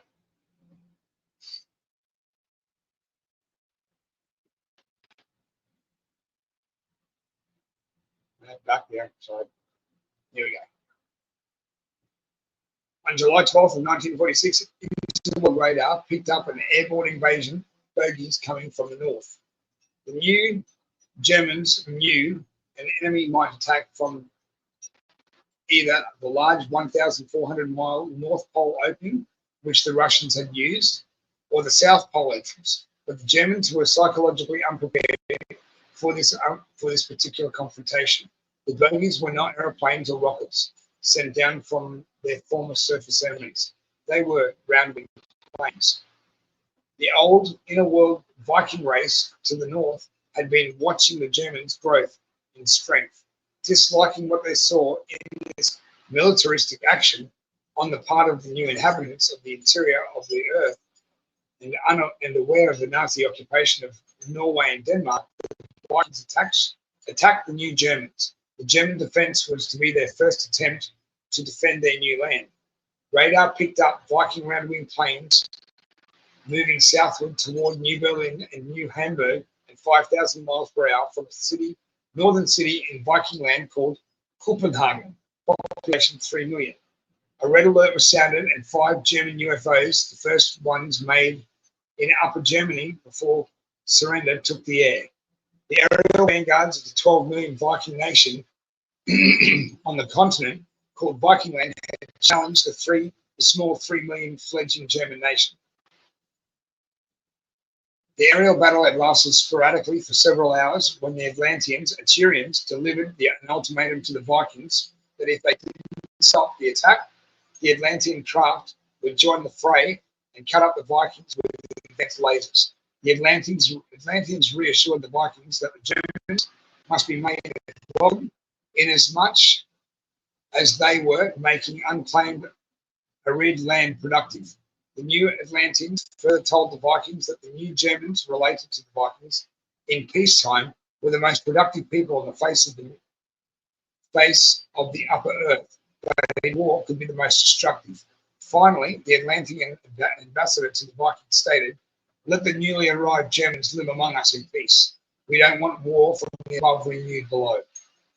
Unbeknownst to the combatants or to the Atlanteans, the Aturians, the Bodelanders, who had been previously watching the unexpected inner world beginnings of war, moved in with their own round-wing planes, moving ahead and above the advancing Viking formation.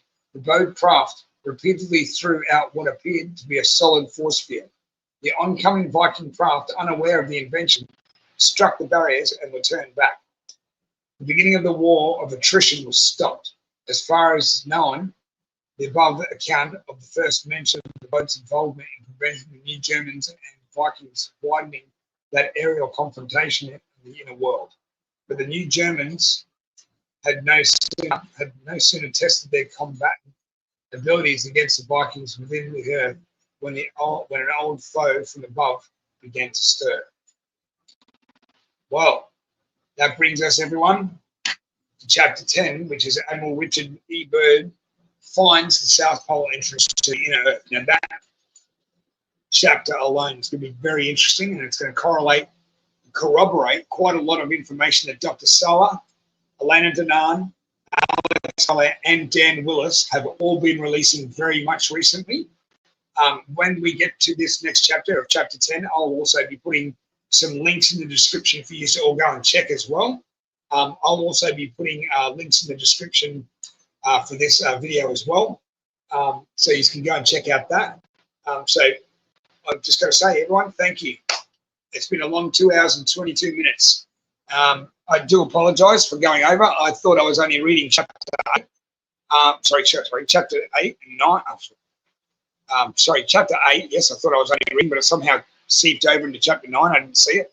But it is what it is. But I've just got to say thank you for putting up with me and my intermissions for getting water. I should have had my water with me and my glasses. But next time I will be completely prepared.